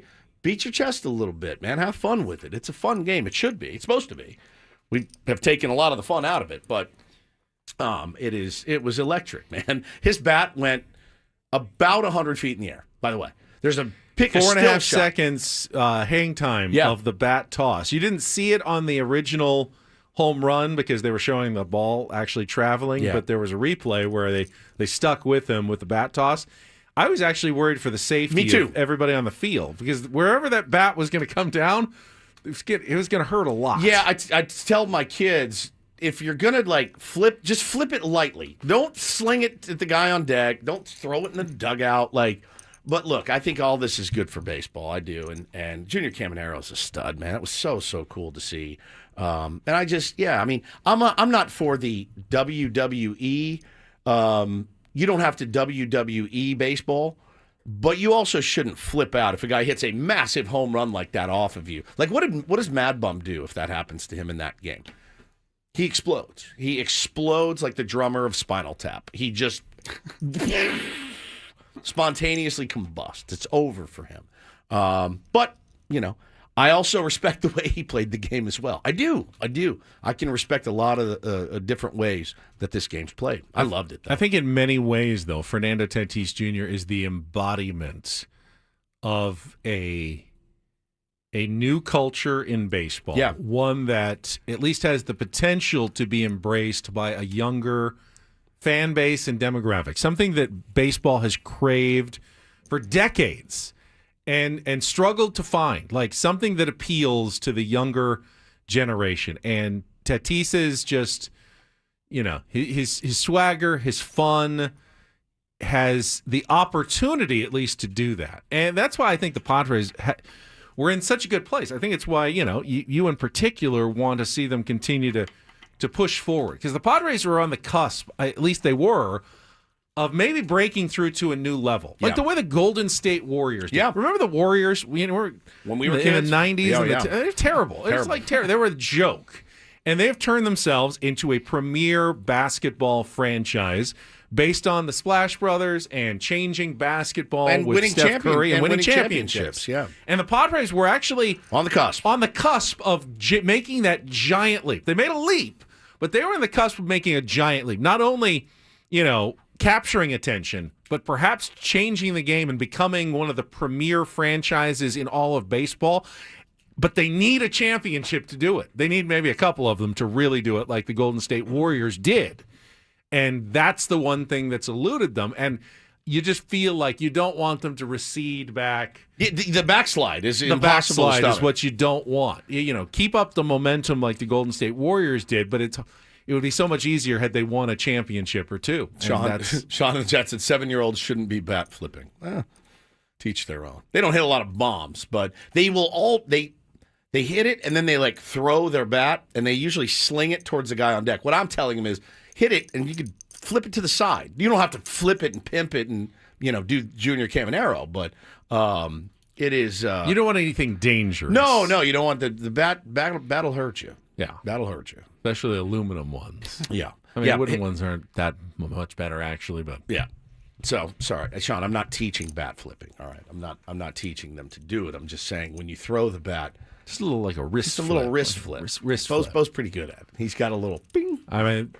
Caminero did a two-handed... straight up in the air. Absolute heave as high as he could toss the bat in the air. It went up to the second deck. It was huge. At least height-wise. It came back down pretty much where he was standing, so he did a good job in in not endangering the general public in Santo Domingo. But it was the highest bat flip I have ever seen. Yeah, it was a pretty special moment for him last night. And then again, the play to end the game was just staggering. I mean, it was a staggering play. The second baseman ran out, took his hat off, and threw it at the right fielder, and they just started celebrating. It was really cool. So, yeah, the Caribbean World Series starting January 31st down in Mexicali, Mexico. Runs for about a week. They do a round robin and then a semifinals and final round. And I believe it'll be streaming just like the... Yeah, I think it's on MLB Network, actually. Oh, they actually have it on TV, too? Oh, that's very cool. So, yeah, it's, for people who are a star for baseball in the offseason, it's a nice little option.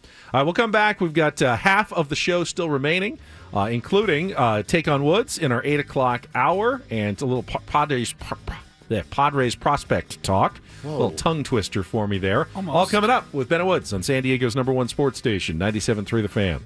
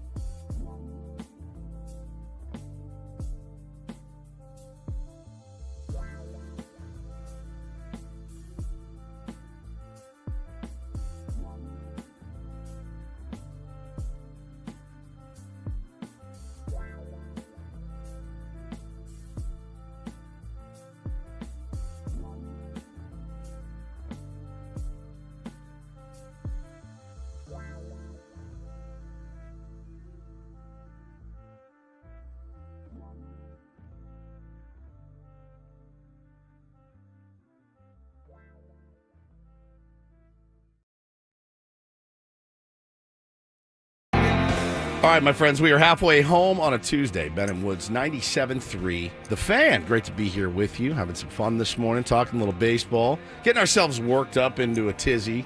That's what you do. You really do that every offseason, but this offseason has just been so special. And pretty much have been living in a tizzy for the last 3 weeks or so. But you said it. You work yourself into the tizzy. Sure. It's you get to choose whether you want to be in a tizzy or not in a tizzy. I don't get to choose. It chooses me. That's just how I'm wired. I'm a tizzy type person. And I choose not to be in a tizzy most of the time. Yeah, it makes me insane sometimes. I know. I'll be honest with I you. know. He's very logical. Your logical brain is hard to navigate sometimes, but it's the way that it is. I'm Woodsy. That's Paul Reindl, the executive producer. Ben Higgins, who's never in a tizzy. Not in a tizzy. You should get in tizzies more, honestly. I know whoever has their name called in an hour will be in a tizzy. Yeah, I would imagine. Remember, listen at 9 a.m. for us to announce today's biggest fan. Chance to qualify for a night on our Odyssey Suite at a future Padres game. Register your name at 973thefansd.com/biggest fan in order to potentially have your name called. Now, if you register now, it won't be today's name, but you could still have your name called in the future, so it's worth going in and putting your name in there. Do you ever, Doom, even in your... Somebody said earlier, I want Ben to talk like a fan for a segment. And fan, short for fanatic. Correct. Which implies being somewhat irrational about things.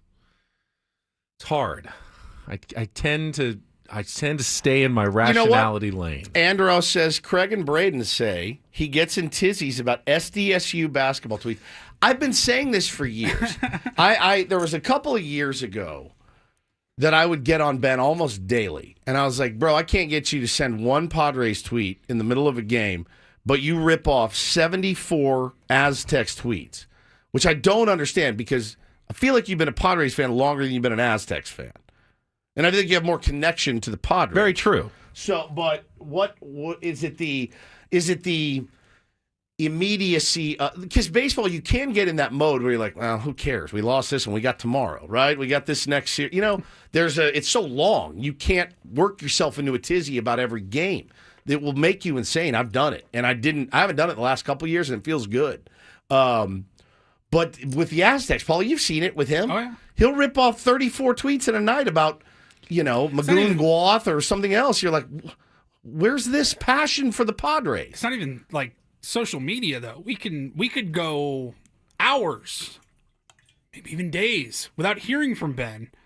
But if we text him, hey, what time do the Aztecs play tonight? Yeah, he's on Bang, it. 30 seconds. He's Less on than it. 30 seconds. He's got, here's who's starting. Here's who I like. Here's what the game's going to look like tonight. So do you see the distinction, though? Like, yeah, I've got some thoughts. You get on a it. tizzy about the Aztecs. I've got some thoughts.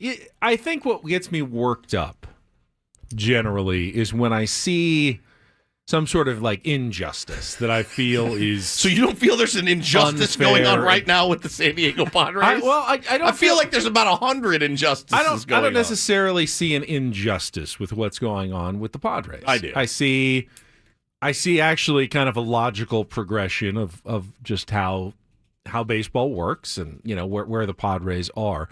Sometimes with the Aztecs, I do feel like the conference, the bad refereeing and stuff that gets me in a tizzy. A little more in a tizzy. Mountain West never gets. Yeah, they're not getting the respect they should be getting. This is a good team and no one's noticing. So maybe that sometimes gets me a little more fired up. I also feel like the Padres are a little more my profession in terms of talking about the Padres. Where the Aztecs, I just kind of I don't feel as responsible about the Aztecs necessarily. You feel like you're more free. A little bit, yeah. That's fair. That's fair. We talk 90% Padres. Padres, yeah. We'll throw in some Aztecs talk, but I don't necessarily feel like I need to be 100% right all the time about the Aztecs. It's just my side piece. Interesting. The Aztecs are his side piece. It's my side piece. Old backdoor man over there. It's a fun relationship. It doesn't really mean anything. I don't think it's like, we're not heading toward marriage. Just my fun side piece. Yeah, okay. Relationship. My Padres, they're my They're my family. They're my true calling and devotion here every single day. I know. I get it. And it's not that you're not passionate about them, but you tend to be way more logical about them. Right. That was a good analogy, the side piece analogy. I really enjoyed that. Very, very much. Very, very much. Bad boy Ben. Yeah, that's pretty good. I get it. I have that too. You know, like the Irish and stuff. That's kind of my side piece. Yeah. College football, pro football is kind of my side piece too.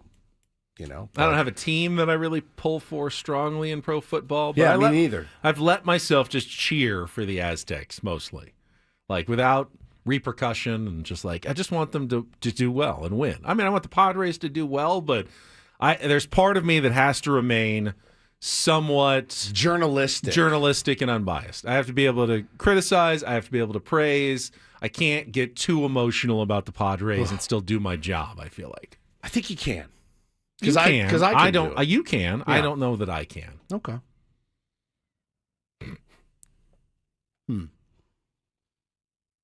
Happy World Leprosy Day. All right, here's a question. Would leprosy be better than this off-season so far?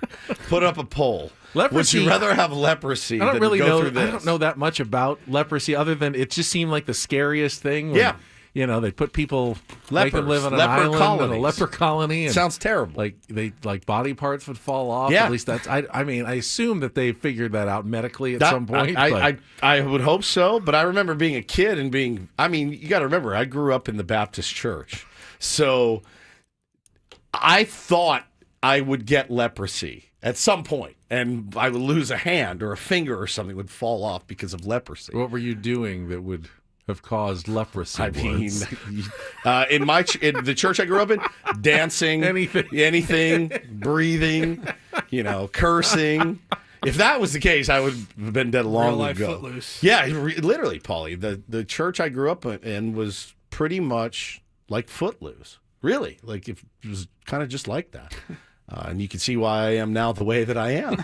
so hey, some people it takes to, and they can do it the rest of their life. Some people go the other way. I went the other way, clearly. So, yeah, it was Happy Leprosy Day to you. I'm glad we are not afflicted by it anymore. It's also one of our favorite days of the year, not because we enjoy this particular food. In fact, I don't even like blueberry pancakes, but it is National Blueberry Pancake Day. You don't like blueberry pancakes? No, why would you? I don't like blueberry pancakes. I don't. I don't want syrup on my fruit. So, all right, I will say that if I have the option and like on the menu, I can order regular pancakes or blueberry pancakes. I do always get the regular pancakes. Yeah, but if someone made me blueberry pancakes, I'd be more than happy with it. No, I won't eat them. It's not like I'd turn them down. When you guys have a blueberry muffin, do you slather it in syrup? No, but I like blueberry muffins. Me too. Butter is good. Butter's fine. Don't put syrup on it. Just put a lot of butter on your blueberry pancake. I mean, it kind of comes with syrup on it, right? Like you put sometimes syrup on the blueberry places pancakes. give you the blueberry syrup, the compote that goes with the blueberry pancakes. Yeah, like if you go to IHOP, or it's blueberry flavored. I like maple syrup. But do you eat blueberry pancakes? Yeah, I love blueberry pancakes. Do you put syrup on it? Yeah. See, I can't do it. Nowadays, there's red velvet pancakes. There's at that point, they're blueberry pancakes. They're not blueberries. You know what I mean? Like they're not. They're just a little. But they have blueberries in them. Dried candy blueberry things that they put in them. Yeah, but it's a totally different food than if you go and grab a thing of blueberries out of the fridge. Yeah, just like you can give me a bowl of blueberries, I'll eat them next to my regular pancakes, no problem. But I just don't like the blueberry mix. Pie is delicious. Blueberry pie is delicious, but it's blueberry pancake. You put whipped cream on your blueberry pie? I haven't had blueberry pie in a while, but I would. I think I was. Do you put whipped cream on your blueberries? Yeah, I would eat blueberries with whipped cream. I eat strawberries with whipped cream. What's your point? It's just I feel like it's the same thing as syrup is not the same. Syrup and whipped cream. No, it's not even close to the same. No, syrup's syrup. It's an extra sweetness. Add-on to the fruit. It is, but it's. I'm not a whipped cream on pancakes guy at all. I'm not either. Yeah. I'm not either. A little butter, a little syrup. But we were off the topic here. That is national. I'm gonna order a big plate of blueberry pancakes with maple syrup. eggs over easy and 5 sausages. 5. Hell of a breakfast. They had a stressful day. That's fine. That looks nice. To drink, a tall glass of orange juice and a black cup of coffee. Yeah. After that, I'm going to have a slice of pie. Maybe she should stop thinking about everything she's going to eat and remember the darn watch and the Remember the kangaroo. watch and The side of the bed. The one thing that he didn't care about anything else other than the watch. Is there anything more frustrating when you ask maybe your significant other, just whatever you do, don't forget my drink at the store? Just one thing. Just one thing. And I do it all the time. I always forget. I'm much more likely to forget. I'm pretty bad, but Hannah's really bad at it. But I'm bad at like forgetting the one thing. Like the one thing you asked me to do, I did not do. But that scene in Pulp Fiction. Blueberry pancakes. It kills me every single time that I watch that movie. So happy National Blueberry Pancake Day to you. Any time of the day is a good time for pie. Blueberry pie to go with the pancakes. Yeah, where's my watch? I just wanted my watch. I don't give a rat's ass about what you're going to eat for breakfast. You realize I was just in a pawn shop and their guy came out of a coffin with a gimp mask on and he tried to. That happened after the watch. It's thing. true. Yeah. It's true. You hear me talking, hillbilly boy? Greatest. It's the greatest. It's the greatest scene ever. And it never gets old to me. God. Ever. Oh man, brilliant. Were you confused by that movie the first time you watched it with its non-sequenced time? I was all over the place, man. It took 3 watches before I really, really got into and learned the intricacies of Pulp Fiction. Quentin Tarantino. Man, I'm pretty far from okay. Messed with your mind a little bit in that movie for sure.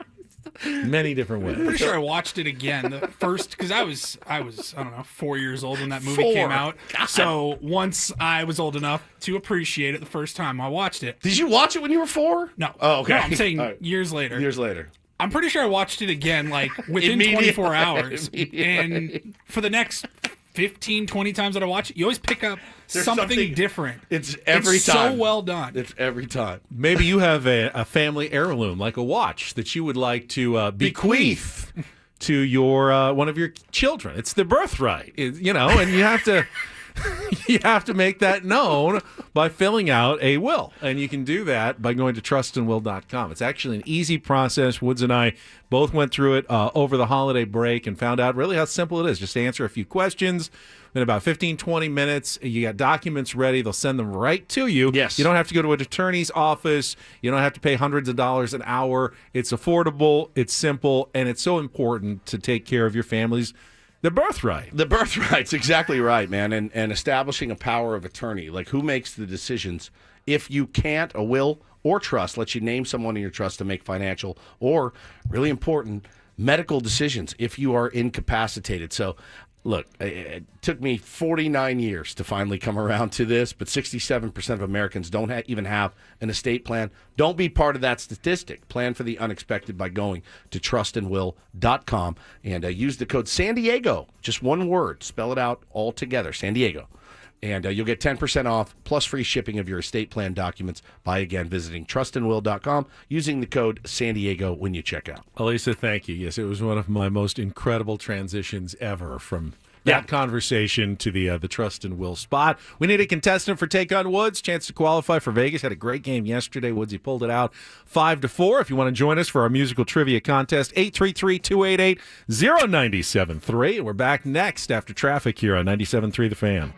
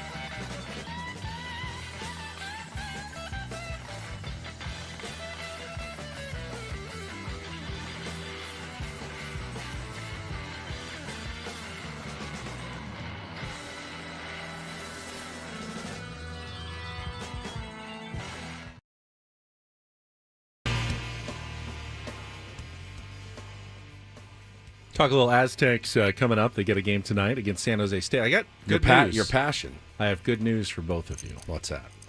They moved the game time up. Oh, did they? Just 20 minutes. That's fine. That makes a difference. 20 minutes. 8 o'clock, 7:40. Now, will there be a game before it that's going to bleed Probably. into? It'll probably end up But starting still, at 8 They anyway. moved it because of TV. So They I moved wonder it if they're- for TV. It's on FS1, and they wanted it earlier. Does that mean they're anticipating that earlier game to maybe end? I don't know. Technically, sooner? the window starts at 7:30, so even if it's like the other game goes over a little bit, they built that into a 7:40 start, so maybe you'll actually get an on-time start. If it was 8, it was going to be 8:10, 8:15. Oh, yeah. So this is probably better for most people involved. If you have to get up for anything like work or school on a Wednesday morning, I would say the 20 minutes is appreciated for most people. Big time. So keep that in mind if you're going to the Aztecs game tonight or flipping it on television 20 minutes earlier than was written on your schedule. For the game tonight against San Jose State. All right, looks like we got a contestant on the line. Let's get to it. It is time to take on Woods.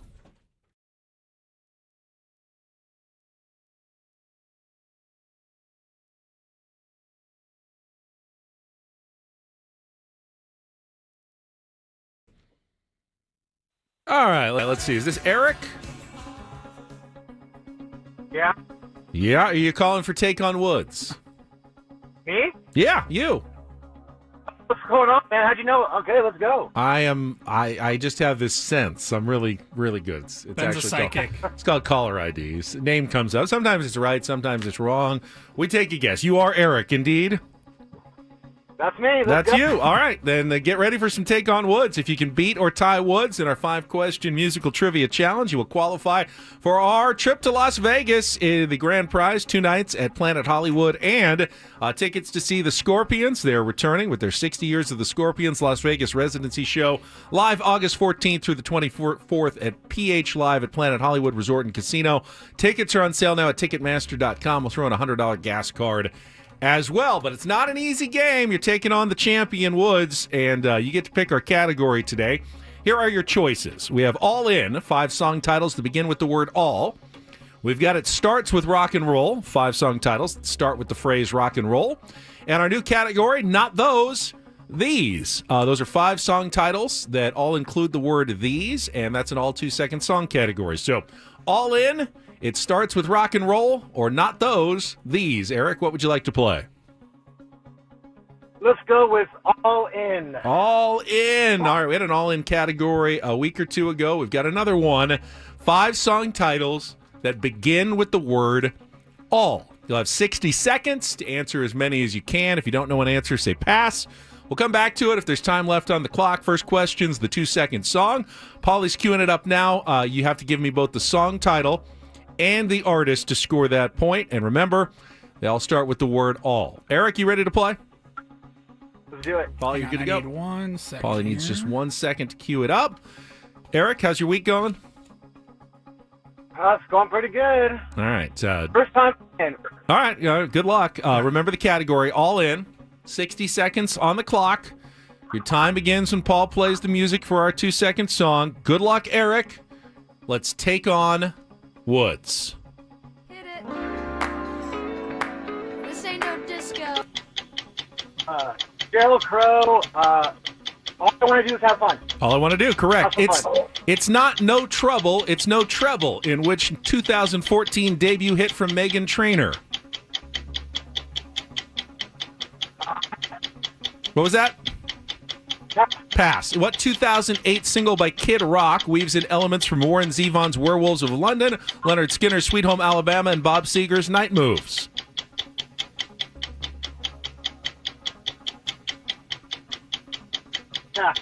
As a solo artist, Eric Carmen is best known for songs Never Gonna Fall in Love Again, and which 1975 debut single?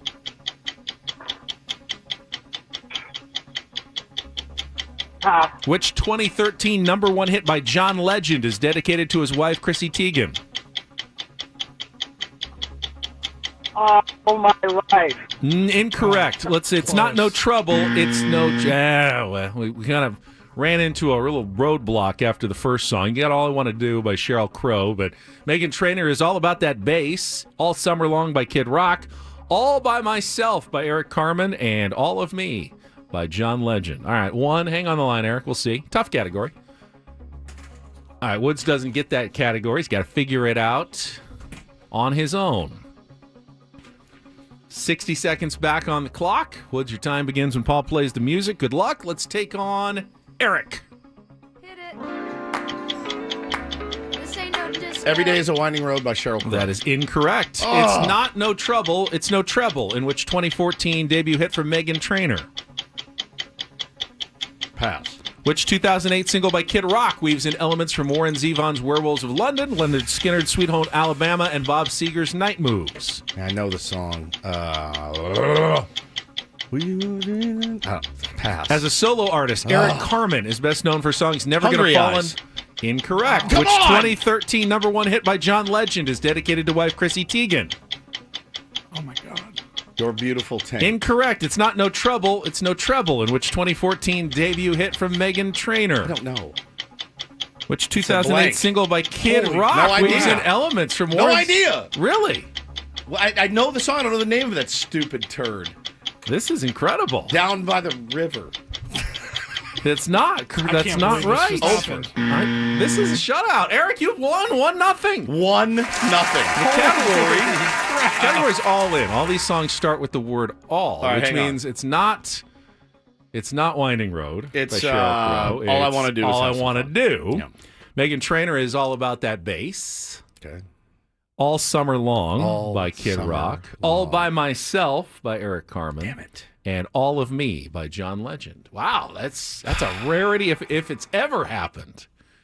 Shut up. Doesn't he say we were drinking different things, and we smoking were funny smoking things. funny things? You say Things rhymes with things in that song. Yeah, it's just Isn't that the worst. most creative rhyme We in did history? some crazy things. And we did some crazy things. I saw you wear some things. Stupid. All right, well, You went from a perfect 5 for 5. The last two, five, the last four two win, games, yeah, by the way. to a 1-0 shot. Eric, stay on the line. First time player, first time winner. Hey, that you was- are in the drawing for Las Vegas. Congratulations, man. That was unexpected. Yeah. Oh well. All right, it was a tougher category, but once you missed the first one, I you just don't even spun know out. that it would have helped me. Maybe it maybe would have helped. Oh, it was a tough one today. All right, well, I like to mix up the difficulty level from time to time.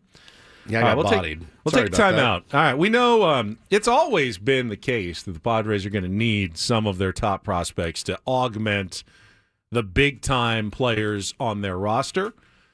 How is that going with Ethan Salas and Leodalis DeVries? We got some new top 100 lists out, including Keith Laws. Get to some of that coming up next with Ben Woods on 97.3 The Fan. All right, my friends, it is Woodsy. Do not go through another year with all the high-interest debt that you have accrued. Let Loan Pronto wipe it all out now. Loan Pronto's rapid equity loan makes it really easy to pay off all your credit cards or tackle that 2025 home improvement project that you've been thinking about. Get cash in your pocket fast. No appraisals, no paperwork, no waiting. Loan Pronto's AI-driven technology gets you approved and funded in as little as a day. They got low fixed rates, lightning fast transfers. Do it as well. Consolidate debt, improve your home, take control of your finances. Feels good, man, to get rid of credit card debt.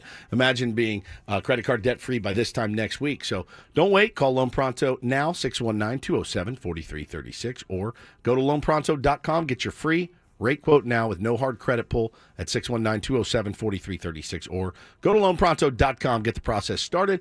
Equal housing lender, NMLS 1661781, subject to lender approval, NMLSconsumeraccess.org.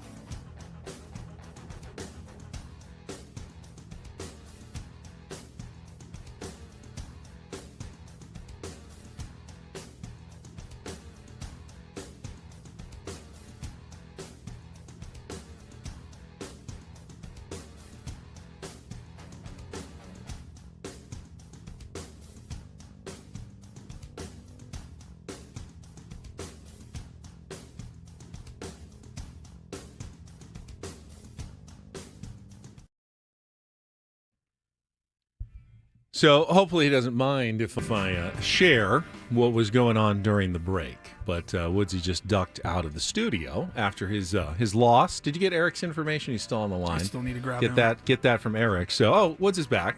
There he is. So during the break, Woods' phone rang, and I'm assuming it was a number you didn't recognize. Correct.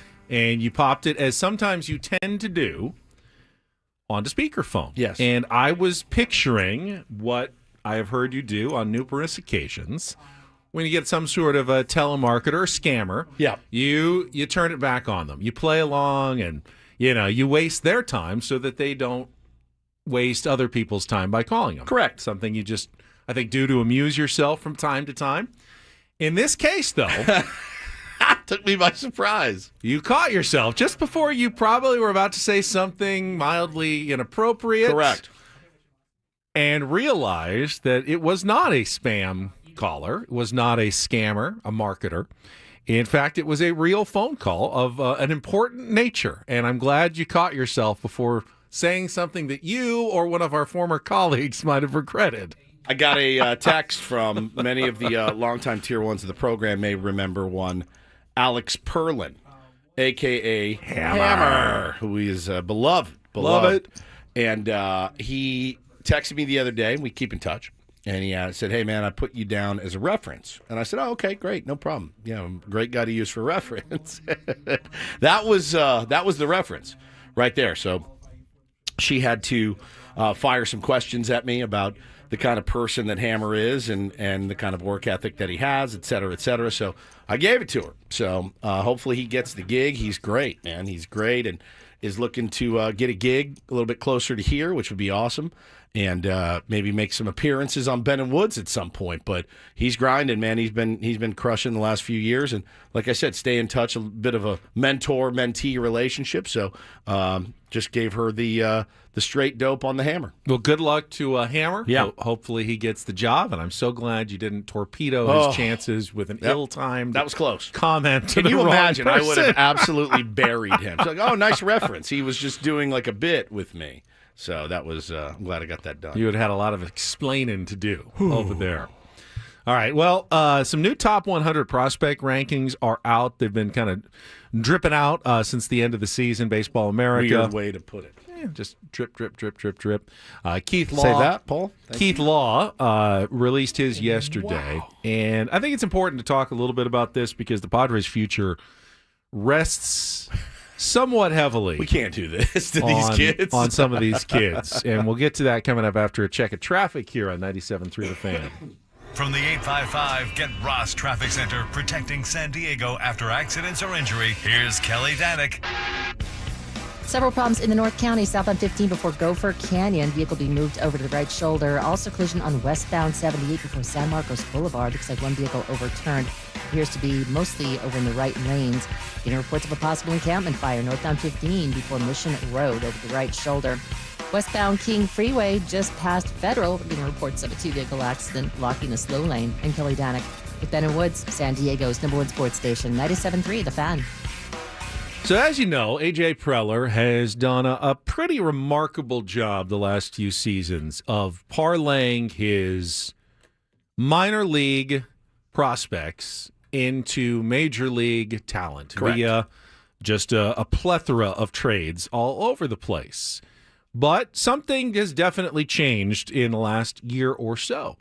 And the Padres used to have sometimes 4 or 5 or even 6 players on the top 100 prospects in baseball list. It's no longer the case. Last year in particular, they dealt away pretty much everybody 3 on down that had value, before adding some in the draft last year to acquire players like Dylan Cease, Luis Arraez, Jason Adam, Tanner Scott.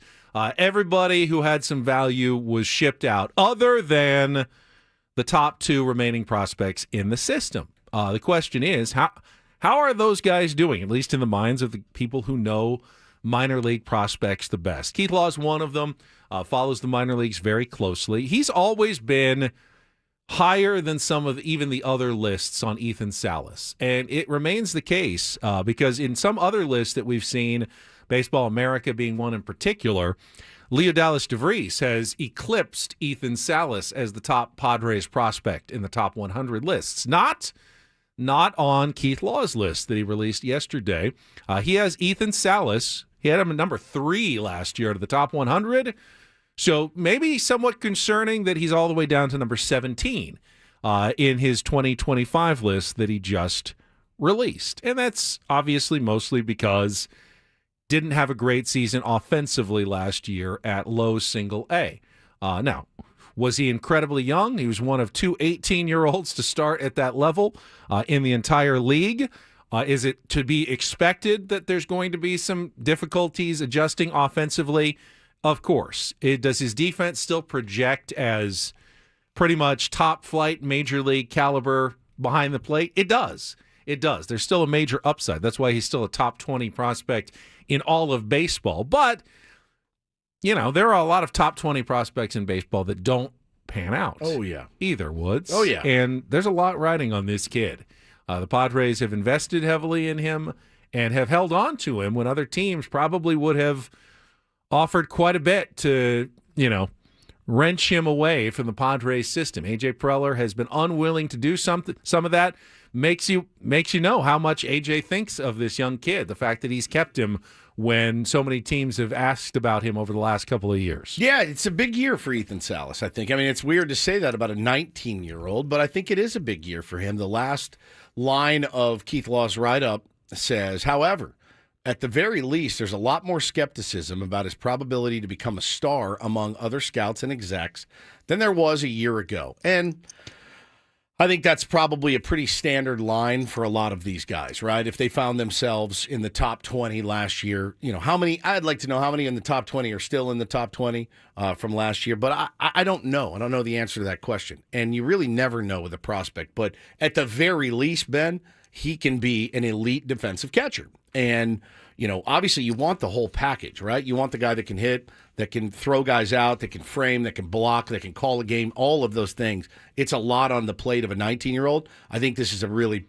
big kind of pivotal year for Ethan Salas. Yeah, I mean, he won't even be 19 until June. That's how young he still is. He's still an 18-year-old. That's why the Padres don't really have him figured into the plans on the major league level. As desperate as they are for catching, if they thought that Ethan Salas was ready, he'd be. I would imagine that he'd be seriously considered. He'll be at spring training. I mean, he's gotten the invite to Major League Camp last year, and he even got an at-bat 2 years ago.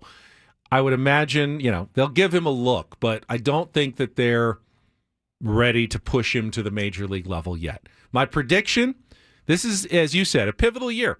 If Ethan Salas figures kind of things click in offensively and he has a decent year at the plate, probably high single A, and gets promoted to double A, he'll be a top 5 prospect in baseball again next year. If he struggles at the plate another year, he'll drop further in the top 100, and all of a sudden, Padres won't have as valuable of a commodity on their hands. He won't be gone. I mean, he'll still only be 19 at this time next year, and still will presumably have great defensive skills as a catcher, but his value will go down.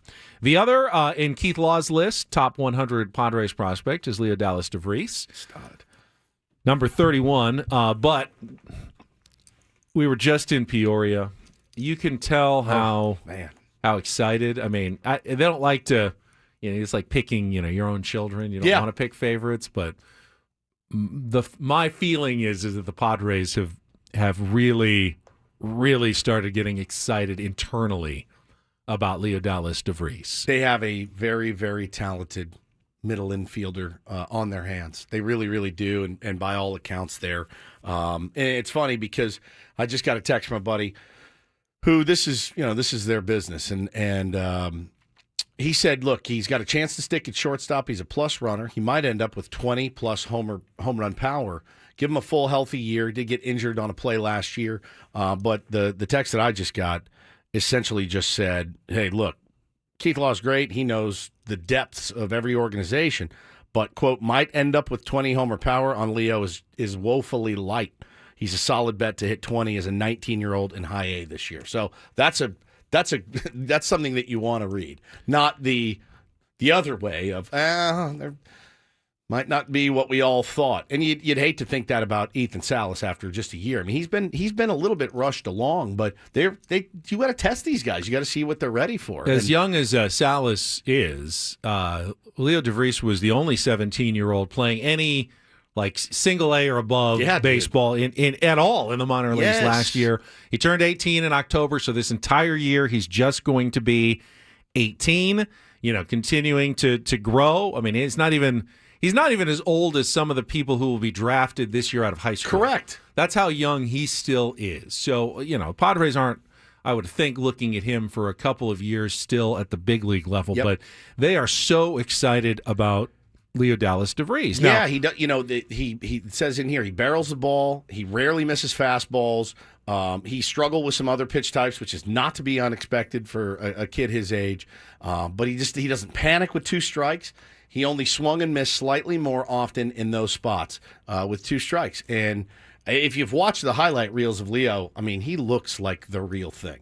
There is, as much as we hate to admit it in this analytic age, there is an eye test, straight up. And when you watch Leo play and you watch his highlights, you go, oh, yeah, he checked.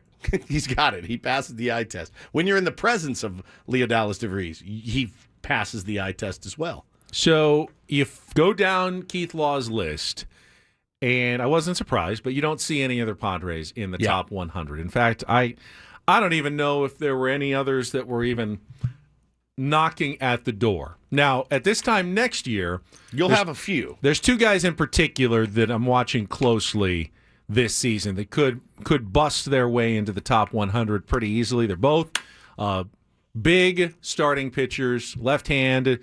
Cash Mayfield and Boston Bateman, 2 of the top draft picks from last year, who have definitely, gotten some of the people internally in Peoria excited about their potential as future major leaguers. Look, means nothing, but you see Boston Bateman and you go, oh my God. 6'8". You see it. 240. You see it. When you see him, you go, yep.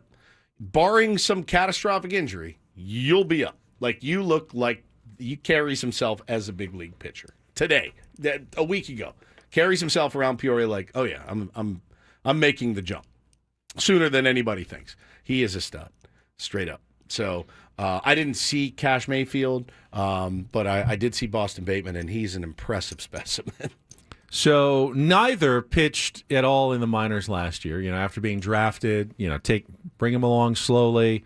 The health, making sure everybody's healthy. This is not uncommon for high school draft. They just did their, high school seasons, and they weren't going to be pressed all fall into throwing tons of pitches. So this will truly be their first minor league opportunities this season, which means both guys are likely, about 2 to 3 years away at least, even if they progress fairly rapidly through the minor league system. But those are the 2 guys in my mind that have the best chance of cracking the top 100 next year. I know, Padres internally are excited about Humberto Cruz as well. He was one of the international signings. He's listed in the top 5 of Padres prospect rankings on some sites as well. He's an 18-year-old, though. A lot of these guys are really young. There's not much in the way of the upper minor leagues. Guys that if you're trying to trade for someone with a contender, that's looking, or you're looking for a team that's got someone you like and they want someone who's going to help them next year, you don't really have that to offer outside of maybe Salas or DeVries. No, even those guys might be a couple years away. And it's tough, man. This is the position that they're in, because of some of the depth that they've traded away, and not just depth, but some of the prospects that they've traded away, Ben. It's not lining up the way that we wanted it to. You know what I'm saying? It's not lining up to where, oh, man, Ethan and Leo are going to hit stride just as Manny and Tatis. I mean, Tatis is still young. Merrill is still very, very young. Some of it lines up, but it doesn't. You didn't thread the needle perfectly here, so you're going to have to figure out how to make it work at the big league level. Because I don't want to get back into a.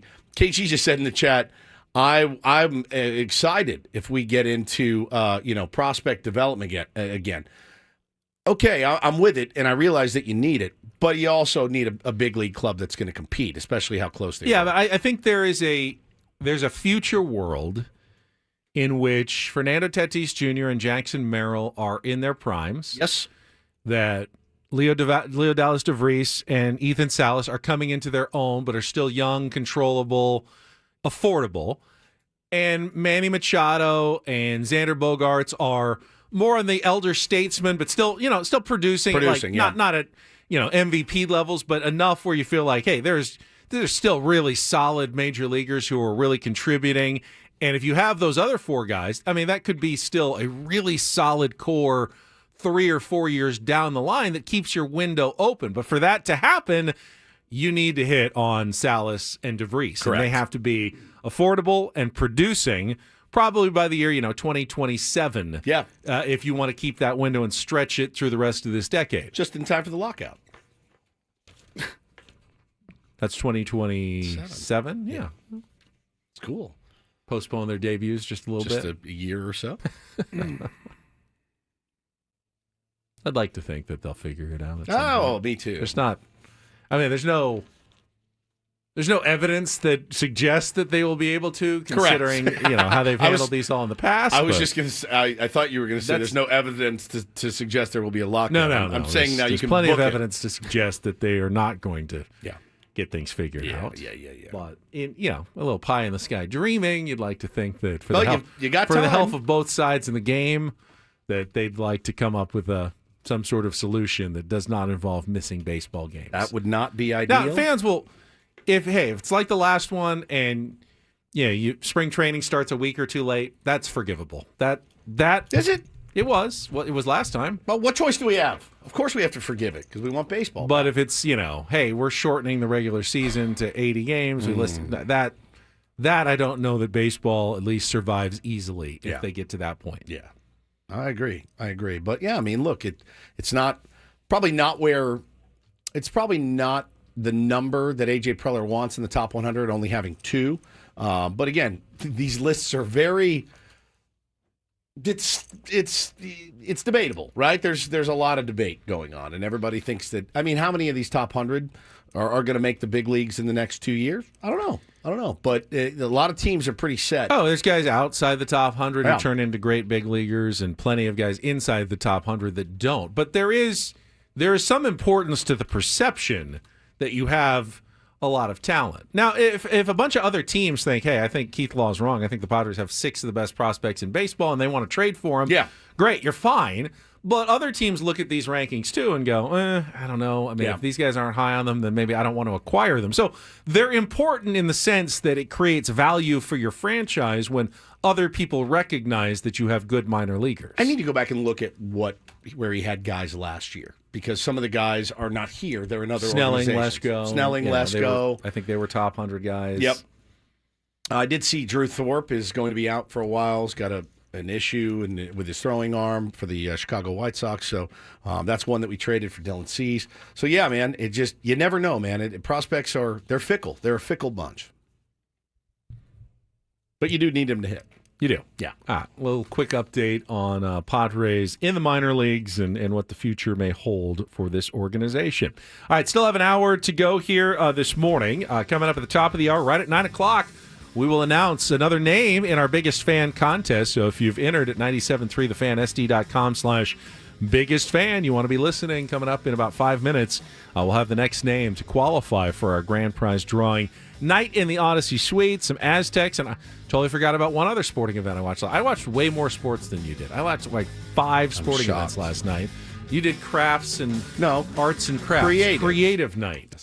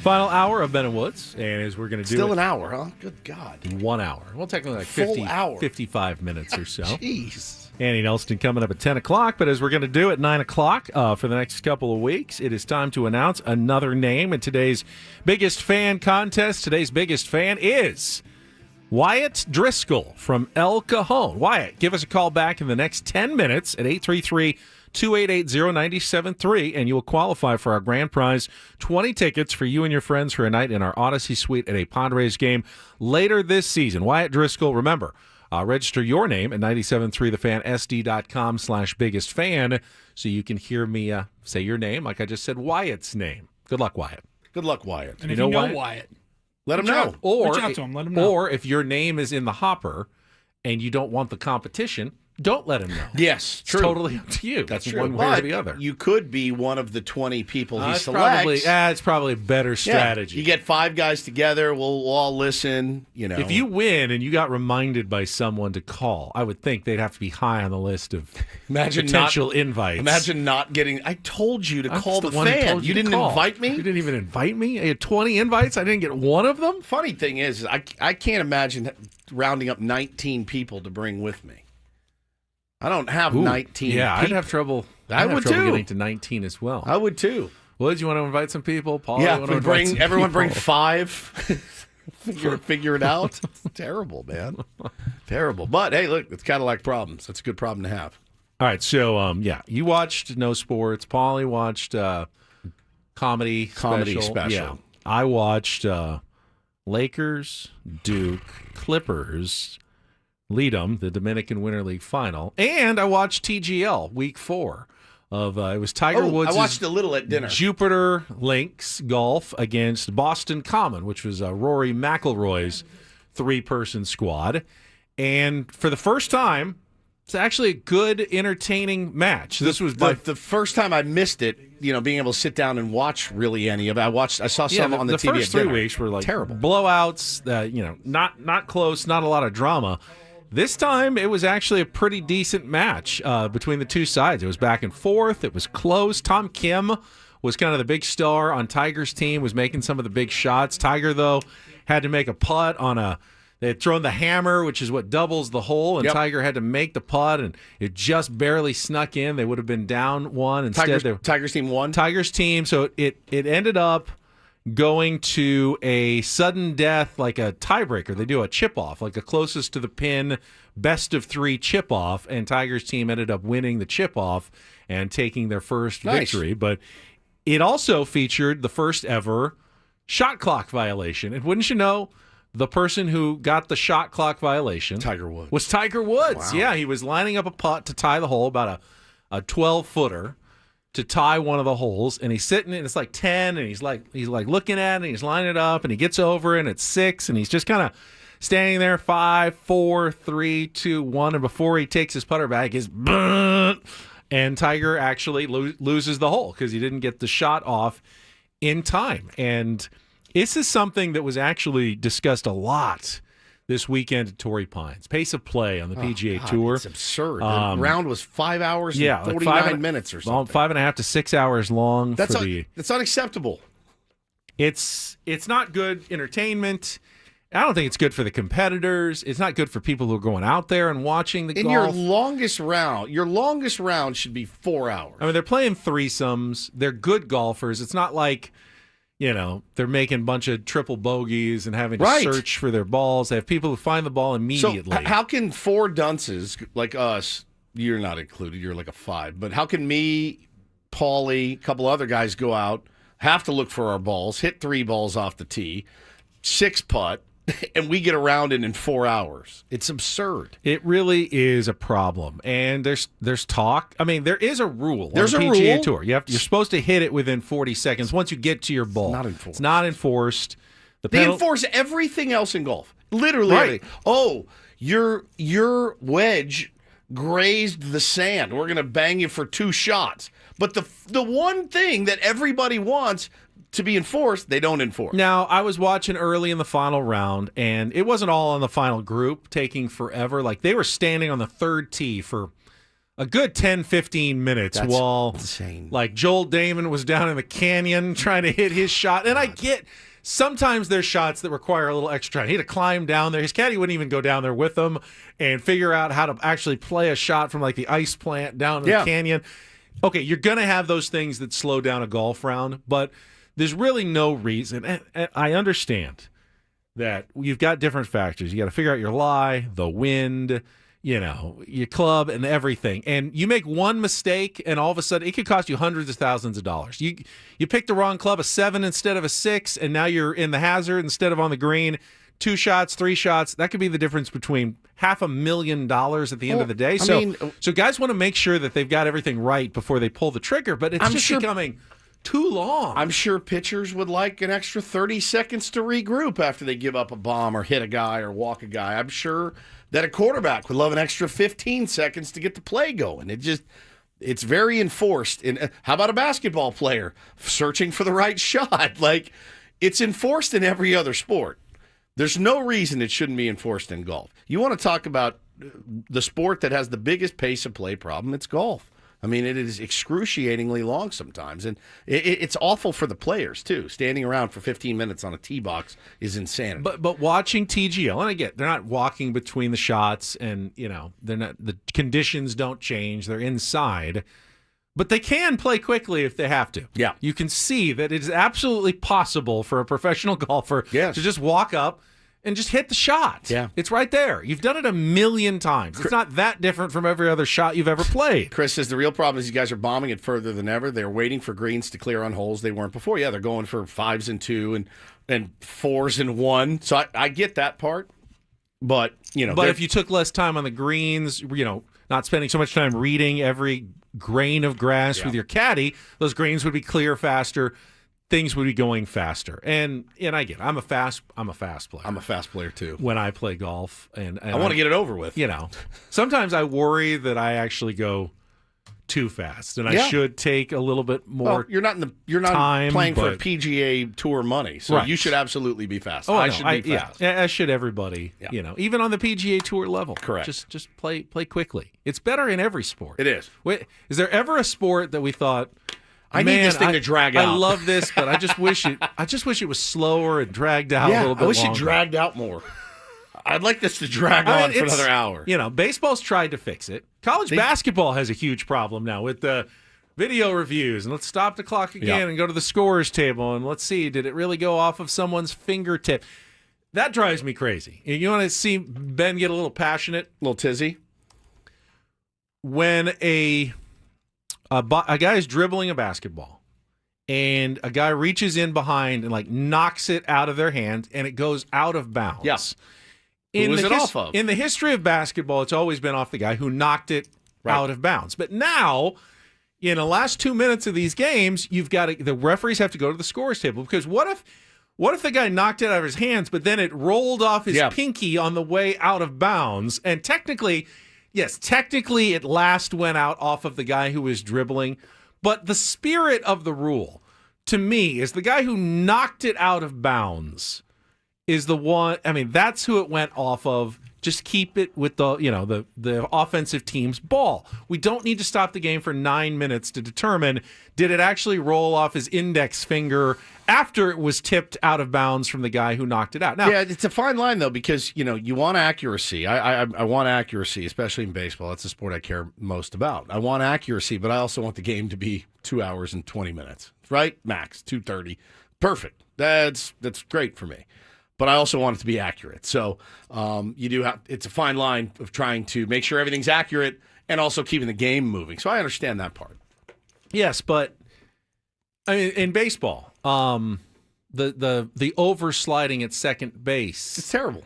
Calls. Yeah, the one finger comes off, or not even the overslide. Like, okay, if you really comes up, if you really overslide the base and they tag you, you're out. If the umpire can see it, but the ones where you're sliding over the base and maybe for 1 millisecond, your butt bounced, just a fraction off. In the old days before replay, it's safe. You got there early, you got there first, you slid on the base, you were there, you're safe. But now we got to go through, all right, challenge, and we got to look at it for 3 minutes to see if, did his, his palm bounce up a fraction of an inch off the base for a second. I don't think that's the spirit of what we were looking for in the rule. Agreed. Did he get there first or did he not? Did the throw beat him? Did they get the tag down or not? Fine, yes. He's out. But we're parsing things that never needed to be parsed in these sports before, in basketball and baseball, and it's really bogging down the sports. Now, I don't think replay is a bad thing. I think replay can correct some really egregious mistakes, and I wouldn't want to go back to a pre-replay era. I don't want the, a perfect game ruined on an umpire's horrific call at first base like we had in Major League Baseball, Jim Joyce, a decade ago, whenever that is. Yep. But we've kind of gone sometimes a little bit too far in what we review. Yeah, I agree. And it's tough. You want to keep the thing moving, but you also want to be accurate. So not an easy task. But with PGA, it's, guys, you got to speed up. That's it. It's pretty simple. Speed up, we're going to enforce the 40. Would you be in favor? And I think, people would scream, conspiracies. If you just in every game had one official who had a monitor in front of them. Yeah. And if they saw something that they thought needed to be corrected, they would immediately just say, yell it out. Here it is, we're doing it. There's no challenges. There's nothing. There's an eye in the sky who's just watching for things that they think, oh, that was a mistake. Umpires make mistakes. Basketball officials make mistakes. I just saw what looked like an egregious mistake. Stop. I'm going to look at it quickly for 30 seconds, and I'm going to change it if it needs to be changed. Otherwise, you just keep playing on in every sport until someone hits a button and goes, give me 10 seconds to look at this one again. I think we may have made a big mistake. If it looks like it's really close, it's not worth checking, just keep playing. Just keep it going, but just have someone. The question would be the accountability. Who's that guy? When are they deciding to make that call and not make that call? I think people will kind of go crazy about it. I love the eye in the sky bit and have for years. I think the eye in the sky could help so many different sports. But with golf, it's really an easier fix. Just enforce. Hit the ball. Yeah. Hit the ball. Yeah. Let them use rangefinders. Why not? Everybody else does. Yeah. Let them use them. Yeah. You don't even be pacing off your friggin' yardage in the year 2025. That's ridiculous. There's 1, 2. What do you got? It's a 137 from the corner of the bunker. 139 to fly it. 7. Give me the thing and tell me. All right, I'm 141. With great. Slope. With slope, great. I don't Fine. care. Who cares? I really don't care. Play the game. Play it. All right. Let me tell you about SDFatLoss.com. Great program. We've been telling you about it for about a year and a half now, and that's because in the summer of 2023, I looked at myself in the mirror, was not happy with what I saw, and decided, all right, I need to do something. I had done other programs, though, and while I had lost some weight, I didn't like the shakes and the bars and the mixes. They said, with SDFatLoss.com, you don't have to do any of that. It's just real food. I said, okay, I can try that, and it worked. I lost 40 pounds in 60 days, and you can expect about the same, 10 to 20% of your body weight in 60 days, up to a pound of fat per day, eating things like steak and chicken and vegetables, just the right times and the right portions. They'll tell you all about it when you set up your free consultation at SDFatLoss.com. And right now, when you do it before January 31st, you can get $200 off as well. So no reason not to go set it up and get started. A new you in a new year without any injections or drugs.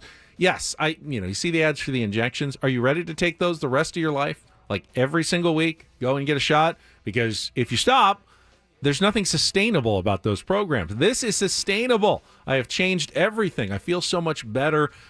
Chris Ello did. Scraby did. So many tier ones. I mean, we've lost hundreds of pounds out there in San Diego. I feel like I'm part of this accomplishment and share it with everybody out there. Now I'm just looking to take the next step this year and get more of you involved with SDFatLoss.com. So sign up today, get $200 off, and schedule your free consultation at SDFatLoss.com. That's SDFatLoss.com.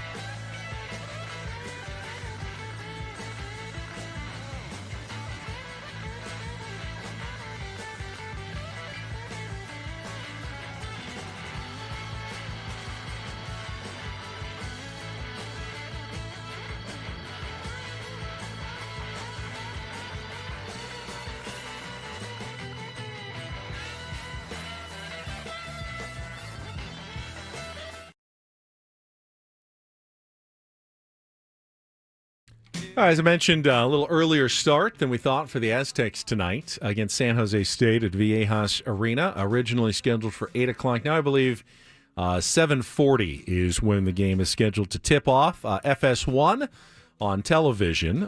San Diego State is favored by 15 is what 15.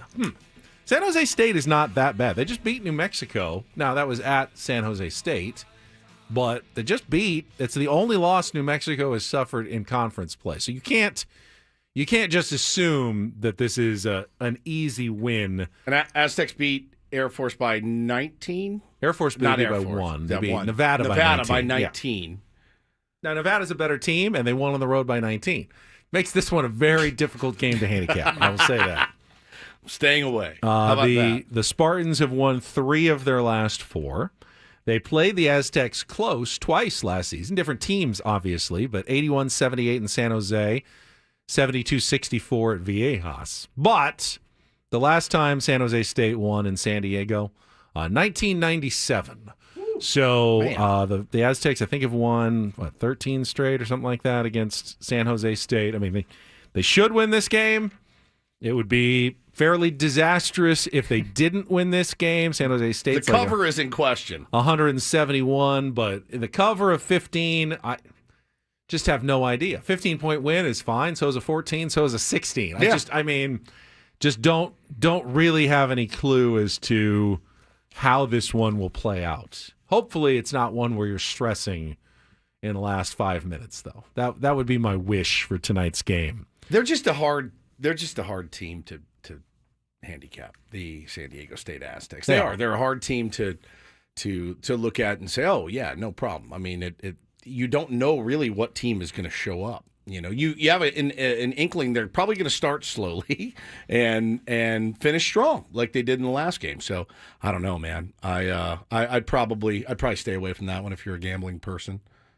That's fair advice. Yeah. Now, I would love to see Magoon Guath build on what he did last 100%. week. Was named the breakout game Mountain West Freshman of the Week yesterday. After I think he had to 20 double-double, 15-13 double-double, and he averaged 24 points and 20 rebounds in 2 games last week. 2 wins on the road.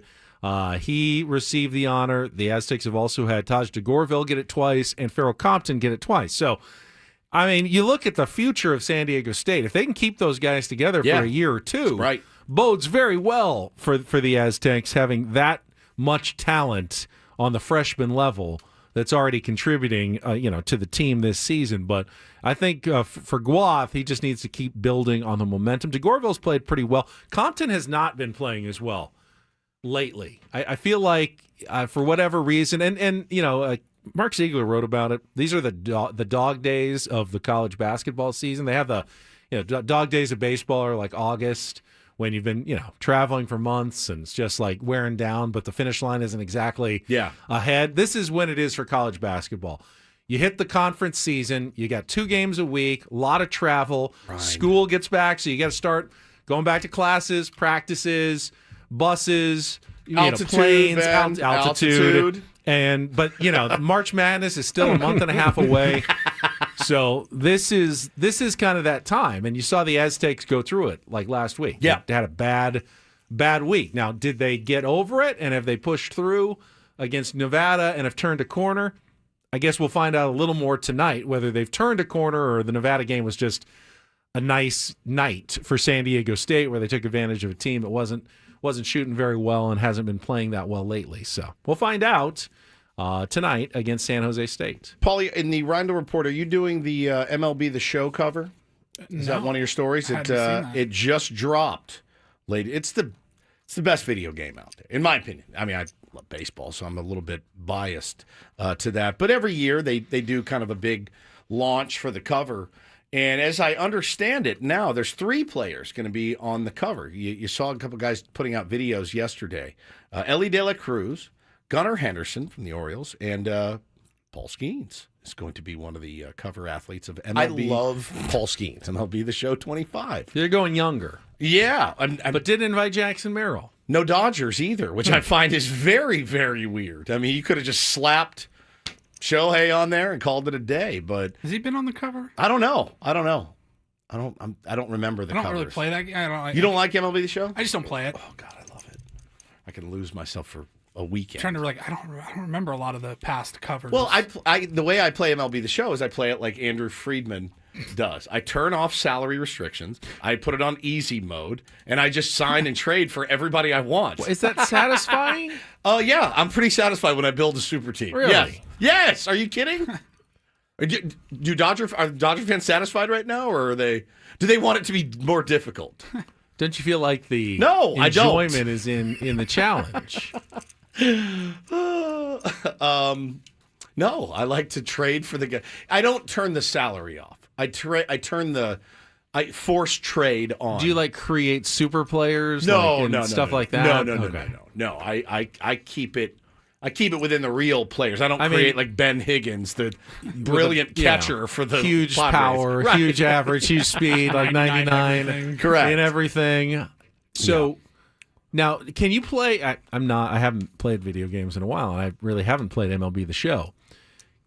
Is there like a degree of difficulty, like an easy? Oh yeah, medium, I hard. put it on easy. You put it on easy too.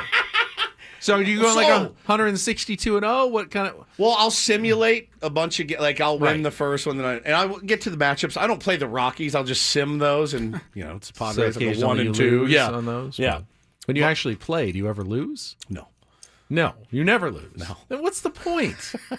You know you're going to win. Why do you before you even start? Because I like beating the crap out of it. Are hits and home runs and great plays too exciting for you? Is that not? No, it's a video game. It's designed like when you get started, you play easy. Yeah. As you're getting used to it and getting used to the controls, and you have a chance, you'll win some and lose some, and then you master the easy level, and then you bump it up. Well, I haven't played. You I don't get play more that of a much. challenge. I don't play that much, so Okay. typically when I do play, I keep it on easy mode so I can rake. Baseball's hard enough. Yeah, but doesn't it feel more like baseball if occasionally you strike out, occasionally? Not really. I ground out plenty. You Swing just- early, Randy roll over down to third. Just like real life, man. It's not, you don't get a hit every time. But it's Kind of sounds like you almost do. It's no, you don't. All right. You don't. It's such a good. It's What are such the, like? a fun. Do you have like realistic final scores? I always wanted. Zach says, beginner, rookie, veteran, all-star, Hall of Fame, and legend. Ben wants to have a 4-17 rough stretch. Too. Don't we hit enough of those patches? But then you overcome it. You're like, all right, we got through our rough patch, and now we're cooking here, and we're trying to fight our way into the playoffs. Yeah, the simulating helps with that. You'll see you'll drop like 4 in a row. You're like, hey, easy. You turn it off. I mean, what are your final scores? Are they realistic? You Yeah. play like Yeah. 4 or 3 games, or is it always like 28 to 23? It's not always blowout. Okay. It's not always blowout. You still got to get the hits and come through at the right time. But the real part for me is building the dynasty. That's the fun part. And you force the trade. Like, I'd really like Gunnar Henderson to be my starting shortstop. And the other team says no, and then you just force override it. Yes, it's a blast. Yeah. You can do. AJ Preller wishes he had that. Yeah, Of he calls course. other GMs. No. Well, I'm sorry. I'm overriding your chip. Damn here. it. You really just gave me Joey Lucchese and you got Gunnar Henderson back? Damn it. Yeah. It actually lets you live some of the trades you see on Twitter during the trade deadline. Hey, what if we packaged Brett Sullivan, Tyler Wade, and so? Could we possibly get Blake Snell and Yamamoto from the Dodgers? I mean, you see these, and people are serious. They don't quite get the value, but you could actually do that trade in MLB The Show. Yeah, teach his own. Yeah, teach his own. Paulie, what do we have coming up in the Reindl Report? Reindl Report. We got a couple of different choices here. There was some TV deal news in Saw baseball some TV deal talk, yesterday. yeah. We kind of tease it as a potential don't do this. What's going on in the NBA with the latest with Jimmy Butler. Sad. That story just continues to get worse. A lot to choose from. All right, that's coming up. First, though, Woods, you're going to tell us about Underdog. Oh, I'd love to tell you about Underdog. If you're a California sports fan, good news for you. Underdog is now available to play right here in our state of California. Underdog, the best place to cash in on all your takes during the playoffs. Which players are going off, which ones are ice cold. With over 5 million happy players, $2 billion won, Underdog makes it fun and easy to cash in on all your favorite athletes' performances. You've got the big game right around the corner. I know that everyone's going to be looking at, higher or lower for Patrick Mahomes, for Jalen Hurts, for Saquon Barkley. It's going to be a blast. So make sure, listen, the best app on the big game is the one right on your phone, and it's Underdog. So been having a blast with it. I know a lot of the tier ones are as well. Thank you for signing up and using the promo code Woods. I really appreciate it. Let's keep it rolling now. Every dog deserves a second chance. With Underdog Rescues, you can even get your money back, receive a promo if an early injury causes your entry to lose. So just one of the many benefits of Underdog. So the best place to play Pick'em is Underdog. Download the app, sign up with the promo code Woods, deposit now, get up to $1,000 in bonus cash instantly. Use promo code Woods. Must be 18 and over, present in a state where Underdog Fantasy operates. Terms do apply. Concerned with your play, call 1-800-GAMBLER or visit ncpgambling.org.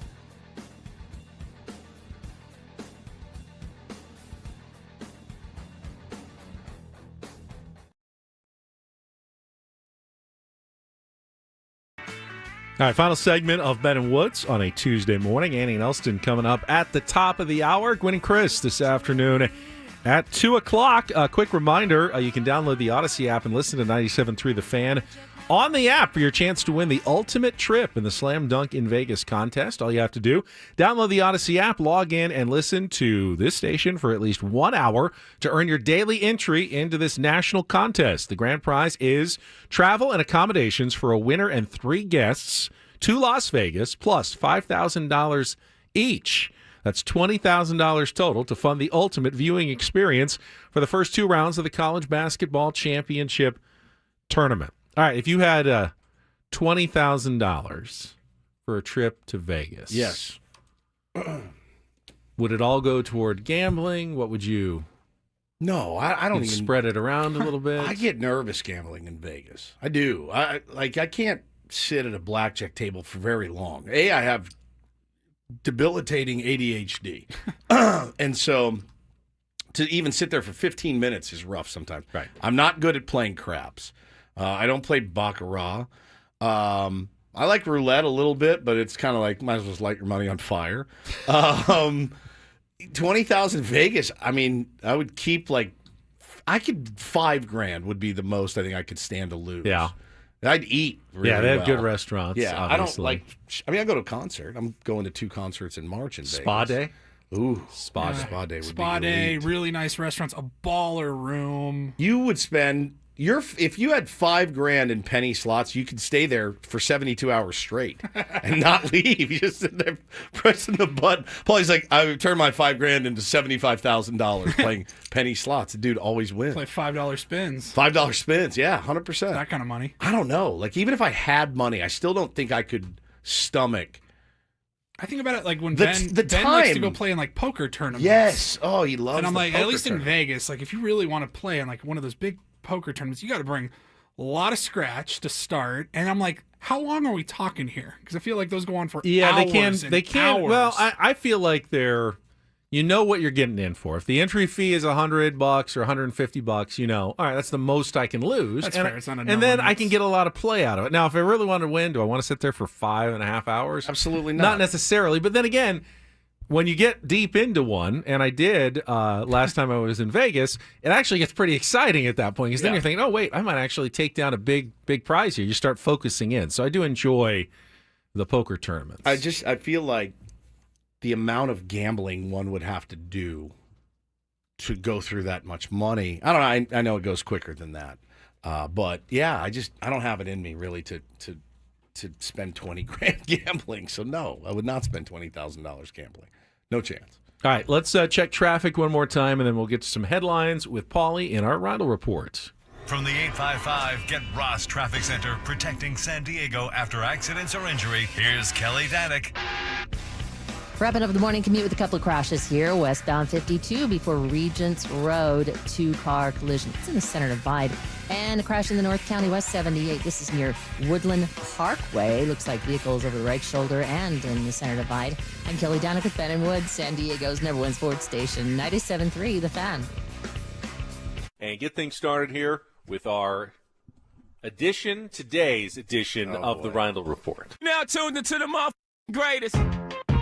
Welcome to the Reindl Report with Paul Reindl. Hi, Paul. All right. 2 stories from the world of sports that we haven't gotten to yet. We'll start off in Major League Baseball. And 1 story that you didn't know you needed. Are you laughing, biatch? It's the Reindl Report Hey, Paul, how you doing? Okay, how are you? on 97.3 The Fan. Are you ready to bless the mood? I need some help, please. That was good. Can I get a oh yeah? Oh yeah.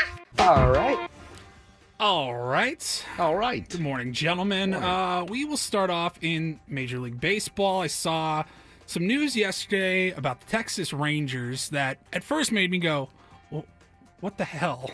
And then now I'm not quite sure what to make out of all of it. Maybe it's a little bit ado about nothing. Much ado about nothing. So the Rangers have announced yesterday their new network to produce all of their game broadcasts. They had their deal with Bally Sports run out at the end of last season, and here we are, 3 months later, and they've got their own network, the Rangers Sports Network.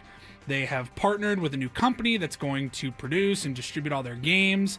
I believe I saw it's $100 a month. You get or $100 for the season. Oh, I was going to say, woo, not a month, pricey. For the season, and that gives you access to the whole year, all the games, across a variety of platforms, et cetera, et cetera.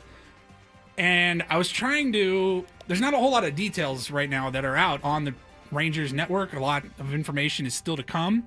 So I go, well, why have the Padres taken? It's taken them over 2 years now, almost, to get a TV deal. And then I go, well, how similar is Rangers Sports Network to just what Padres TV is? I guess Padres.tv. Essentially, they're just. I guess, is it because MLB is producing all of the Padres games right now? I guess so. I mean, they're dressing it up with a business and probably hiring some people to help run it on a local level. The Padres could do that. You know, you'd have to hire like production teams and, you know, salespeople to sell more advertising, which they may need to do at some point. I don't know that that's going to be a huge moneymaker for the Padres, though, and I don't know how the Rangers are going to do here. They're taking a risk, obviously, taking all of this in-house because they now have to pay massive production costs and salaries for different people to make this work. But I would imagine, you know, long-term, they think that it's a smart move. But it's not like someone's stroking them a check for $100 million a year. Right, like, you know, the they're old the one. days. They're stroking themselves the checks Whoa, God bless. Jeez. to pay all of the you know, the salaries and production costs. As they, yeah, interesting phrasing there. As usual, it's a devious mind. Tim says Rangers are going to lose money on it. Yeah, I think you do for a while. Is it At one least of those initially, things, yeah. Like you get all the profit though because you're Eventually, running it? yeah. I mean, after you overcome all your startup costs and everything, you hopefully eventually make a profit. That's the idea. Will it happen in reality? I guess we'll find out. It's wild because I've told you guys this before. I grew up there, and the fever, and I know they just won a World Series they were not last year, but the year before. They won a World Series a couple years ago. I still don't get the sense that the Rangers are even in the top 3 of Dallas-Fort Worth sports. I don't. And that's having grown up there and then talking to we have a bunch of tier 1s that live there. Our buddy Chris Chadwick, Josh Gorel. I mean, their broadcast territory, according to ESPN, spans over 5 states and has more than 16 million households. Okay, that's pretty in good. their region. That's pretty good. Now, how many of those will they get? It's negligible, I think. $100 a year. It's just based on the appetite for Texas Rangers baseball. But, you know, hey, listen, you brought Skip Schumacher in. That's going to help. That'll get you 4 or 5 houses right there. Okay? That's $500. I don't know that I just don't know that the world of broadcasting is going to support the old school, hey, we pay $50 million, $100 million, whatever a year for broadcast rights for a market. It works in LA and New York, maybe a couple of other places, but a lot of these sports companies, obviously Diamond Sports, they weren't doing well. That's why they went under. You know, the cost of broadcasting the games, they weren't making it up. And that makes it hard for other, you know, TV stations to want to go in and start doing the same thing. Start stroking checks. Exactly. Right? But isn't Stroganoff. I hope you pulled what he just said, by the way. Oh, yeah. Mark it down. I've lost my train of thought. No, it wasn't the plan for all these teams that got kind of hosed in the Valleys thing. It wasn't the plan eventually for MLB to come up with one big happy family and take over and start disseminating funds and things like that? Yes, but we're that's years away. going to take a few years because, you know, a lot of teams have longer term contracts with their TV providers. They can't simply unilaterally just end those deals that are, you know, to the end of the decade. So they're going to have to wait a little bit. Now, Nathan says, now that is 5 times the market size of the Padres for context. It is. But I think per capita, there's more interest in Padres baseball here than there is in Texas Rangers. I don't think there's any doubt to that. But, you know, part of it's that you're the only game in town, essentially, in San Diego on a major league level, whereas Dallas has all kinds of options. 100%. You know, and you can only watch so much sports. You can only go to so many games. Yeah. and they make their choice, and they choose the Cowboys and the Mavs and the Stars yeah. and then the Rangers. Yeah. Interesting. We will move on. We'll see how that Good luck develops. Yeah, good luck to them, and we'll see what happens there. All right, we'll move over to the NBA, and this is kind of a two-parter. The first part, not that important, but the dunk contest participants for next month's All-Star festivities was announced. Mac McClung from the Orlando Magic. The only interest there is that he's a very short person who won the last two. He's going for a three-peat, which has never happened before in the NBA. And he's going up against Stephon Castle, Matas, I'm not going to try to say his name, and Andre Jackson Jr. And I started thinking about that, I've never heard of that does any of those guys. I'm a basketball McClung fan. won it, didn't he? He did. He's won it the last two. So he won the last two Going in a for row. a three-peat now. All right, so I've heard of him. But So I guess that'd be the only interest. And I started thinking about it. I go, my God, that is just to sound like an old timer. Like, that's not the dunk contest that I grew up watching in the 90s and the 2000s, where you had Vince Carter and guys like that just doing some of the most insane. Now look, I see the highlights now. I don't watch the Saturday night NBA festivities, the All-Star festivities. You'll see the 10-second clip on Instagram or something. And, oh, that's a pretty cool dunk. I can't sit down and watch it. And then after I saw that announcement yesterday, a couple hours later, as I'm scrolling Instagram, I saw some throwback reel to the 1992 NBA All-Star festivities. Do you guys remember this at all? They had a celebrity dunk contest, and I started thinking, it's been, 20, almost 30, or 33 years? Yeah. Maybe they need to bring that back, and that could save the NBA All-Star festivities. Well, so in 1992, you had Michael Irvin, Ken Griffey Jr., Barry Bonds, Chris Carter, Deion Sanders. Those were just some of the top athletes that participated in, they called it Slam Fest 1992. And I started thinking, okay, is there any interest possibly in top athletes in other Fernando sports? Tatis That's Jr. exactly who I was going to bring. Lamar Jackson. Would the Padres even let him potentially risk injury by participating in a slam dunk contest? I wouldn't. I fear you're going to get the celebrities of the all right, here's Jack Harlow. Here's Jelly Roll. With trampolines? I mean, I don't know. But I'm just saying. If I want to see a slam dunk contest, I want to see people actually. How about here's an idea. Jumping. Here's an idea. Dunking the ball. This these is guys novel. were pretty good. This is novel.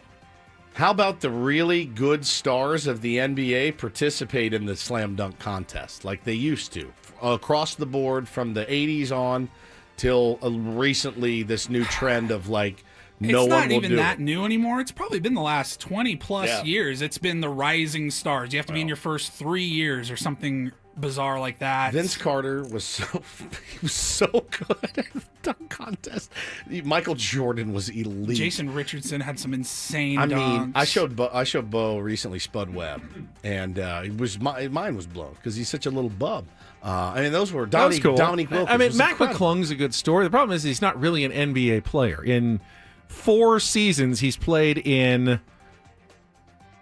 he came out of the G 6 League. games. It's He came fresh. I think the first year he won the dunk contest, he was a G Leaguer. Oh, God, they were so good back in the day. So good. But they're still They're really great. good. They're really talented. I would love to see Ja Morant in a dunk contest. Yes, 100%. You know what I mean? Guys like that. But why wouldn't LeBron just do it in his last, in the last hurrah? I think it'd be such a great move.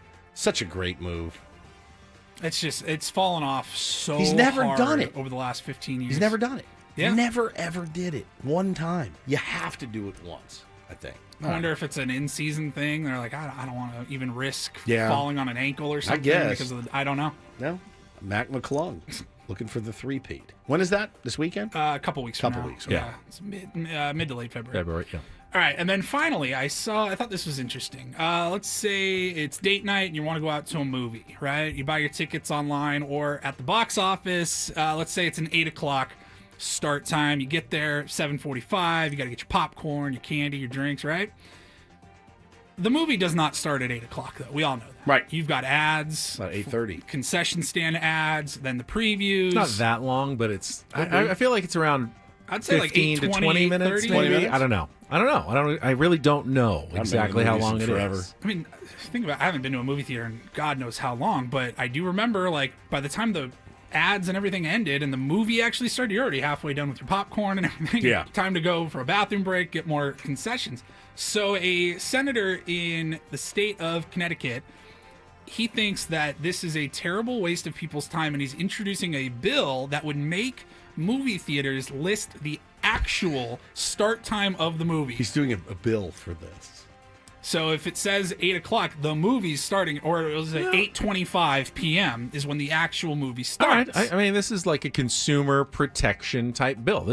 I think this is actually something that's worthwhile for a legislator to attack. Now here's the other make side people's of it. lives better by giving them information. I agree. I would It's similar absolutely to take like advantage of it. the new laws where they're saying, hey, I want to know exactly what I'm paying for a flight. If it says it's a $99 flight, I don't want to pay $142. Hidden or if fees, it's yeah. a hotel room, $139 a night, but after the resort taxes and fees and everything, we're actually paying $207. If the movie says it starts at 7:30, it starts at 7:30. If it starts at 7:42, it starts at 7:42. I also want to know when the previews start, though, because I want to be in the seat for the previews. Yeah, I like the previews. I like the previews. So the other side of it is there's a theater owner in Stamford, Connecticut, and he said that time's already hard enough for movie theaters, and they rely on all of those ads and trailers and previews and all that as a significant part of their income. And Sure. if people just go, oh, I don't have to show up for another 20 minutes and skip through all of that. Who's going to advertise? But we already know we don't have to. Right. We just don't know exactly how long we have to Maybe get we meet there. in the middle. If you want to pay an extra fee or something, then it'll unlock the actual start time for the I movie. don't know about that. I feel like it's a colossal waste of time. I think movie theaters in general are a colossal waste of time. Some people like them. That's my opinion. I'd rather pay. I've paid for like movies. You can get them on Apple TV or something. Like in theaters, you pay like $25, $30. But you've never had. That's No. cheaper than going to the theater, and you get to watch from your own home. Pause Very whenever little. you I need can't to. wait 6 months, a year and a half. I'm with for. you. We know. I'm with you. Just wait. We know. Patience. We know. Patience. Speaking of patience, I know some of you have been waiting for us to tackle the new story that just dropped. We'll just hand that over to Annie Austin. Just give you a quick rundown. What And is I've been happening? trying to just read it. Another story in the UT from Kevin Acey. The Seidler There's like one a day now. The Seidler brothers responding. Obviously, they had the story yesterday about Shields, the interview, and her side of it. They've dropped some information in a lawsuit response, essentially saying that this is not Peter's wishes. Peter was very clear about his wishes. It wasn't for Shield to run the team. He had plenty of chances to say if he wanted her to run the team. Had 7 times he could have said it. He says he does want his kids to run the team when they reach the age 40. They have the right to become co-trustees of the team when they get to age 40. The but kid- there's the no kids? the kids, yeah. But 40. That's like 29 years away for Yeah. the oldest one. Wow. But nowhere, they say, did he ever indicate that Shield should be running the team. That's just the Do we latest. have actual sources this time? Because yesterday This is a lawsuit. infuriated me with all the unnamed people. No, this anonymous isn't a sources. story. This is just reading. This is like this a is just legal reading document. a legal document. But this is obviously coming from the brothers. This You is know, every day. Is they're just he going. said, This she is going to said. keep going back and forth. They're going to keep going back and forth. If there's any new developments, we'll let Annie and Elston handle it. They're Yeah, we'll coming hit up it in the next. morning, too. And we'll We talk got our tomorrow. show planned. Yeah, we'll talk to you tomorrow at 6 a.m. for Paulie and Woods. I'm Ben. Have a great rest of your Tuesday. From all of us at 97.3 The Fan.